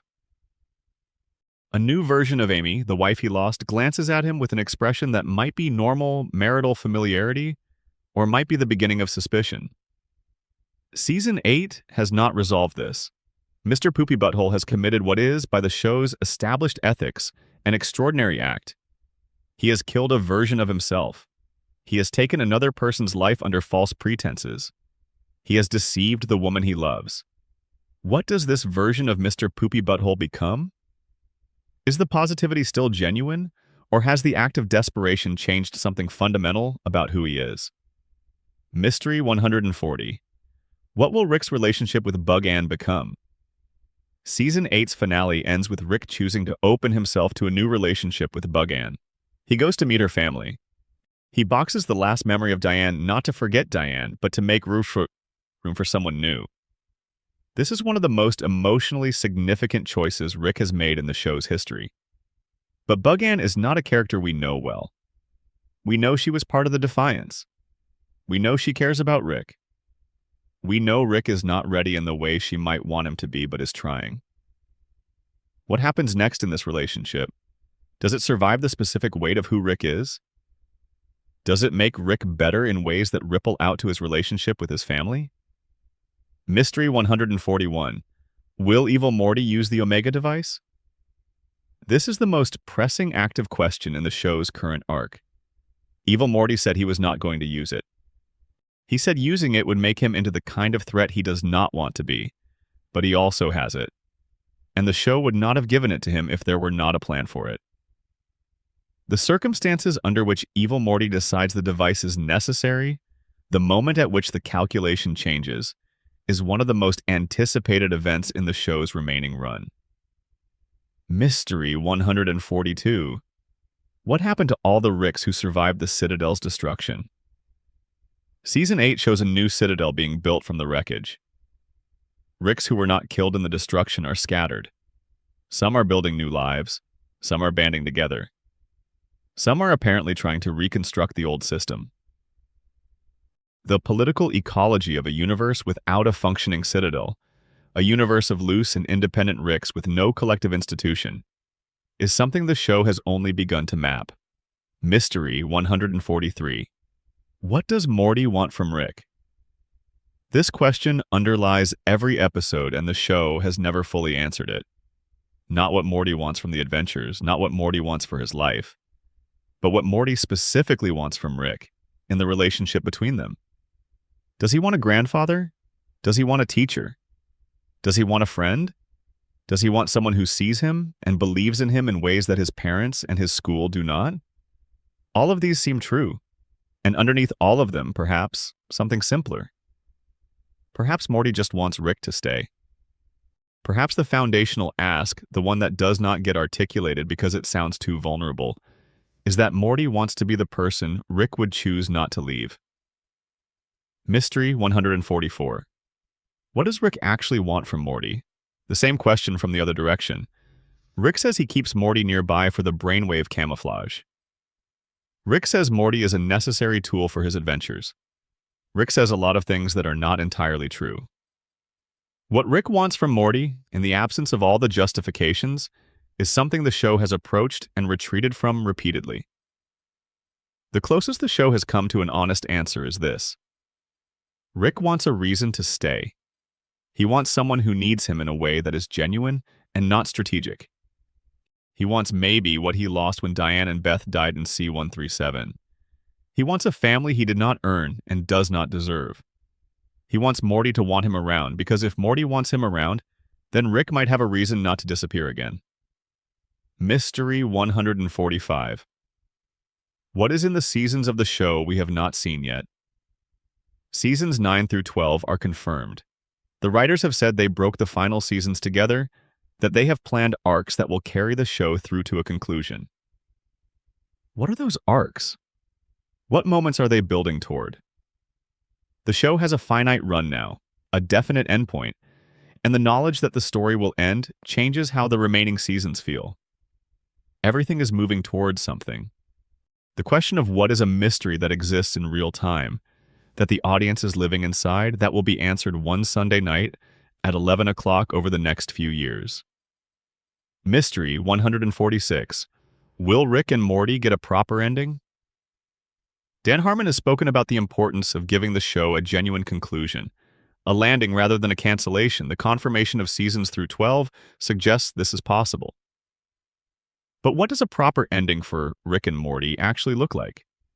What would need to be true for the final episode to feel complete? What would need to have been said between Rick and the people he loves for the audience to feel that the story arrived somewhere real? Mystery 147. What will happen to the Smith family after Rick is gone? Rick is mortal in the sense that he can die, even if he has made death more complicated for himself than it is for most people.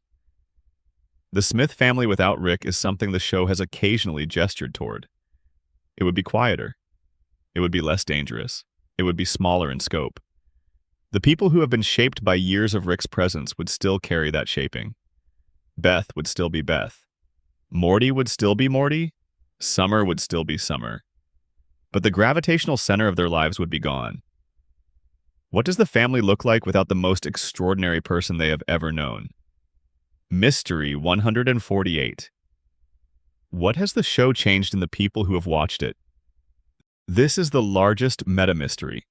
Rick and Morty has been running for over a decade and has been watched by an enormous number of people at various points in their lives. Some of them watched it as teenagers, some as adults, some in periods of grief or confusion or boredom or joy. The show asks hard questions about meaning, about family, about what you owe the people you love and what you owe yourself, about whether intelligence is a gift or an excuse, whether nihilism is a philosophy or a wound, whether the people around you are furniture or the actual point of everything. The show has planted these questions in the minds of its audience, and the audience has been living with them. That is not a question the show can answer, but it is a mystery worth sitting with. Mystery 149. What did Diane really think of Rick? The memories of Diane have been distorted by the Omega device. What Rick remembers of his wife is incomplete, filtered through his love and his grief and his guilt. The simulation of Diane in the Season 7 finale showed a version of her who criticized Rick honestly, who saw his flaws clearly, who loved him anyway but was not blind to what he was. That simulation was built from Rick's own mind, which means Rick knows, somewhere in himself, that Diane was not simply an idealized figure but a real and complicated person. What did the real Diane actually think about the man she married? Did she know what he was capable of becoming? Did she see it coming? Mystery 150. What will Rick do with the rest of his very long life? Rick has potentially centuries ahead of him. His technology extends his life in ways the show has not fully defined, but has strongly implied. Rick Prime had been alive and active for what appeared to be decades beyond normal human lifespan. Rick C. 137, who has been fighting and running and grieving for decades already, has more time ahead of him than he may know what to do with. The question of what Rick Sanchez does with his life now, that the central organizing grief of 60 years has been resolved, now that Rick Prime is dead, now that the hunt is over, is the question Season 8 begins to ask, and which the remaining seasons will presumably answer. What do you do when the thing that defined you for the majority of your existence is finally, genuinely finished? Mystery 151. What is the real definition of family in this universe? The Smith family is not what it appears. The Beth is not Rick's original daughter. The Morty is not Rick's original grandson. The Jerry is not the Jerry Rick first met. And yet the show has spent 8 seasons making the case that the family you find, the family you build through proximity and shared suffering, and the gradual, awkward choice to stay is as real as the family you were born into. Maybe more. The definition of family in the Rick and Morty universe is something the show keeps testing and expanding and complicating. And by Season 8, it is something like this.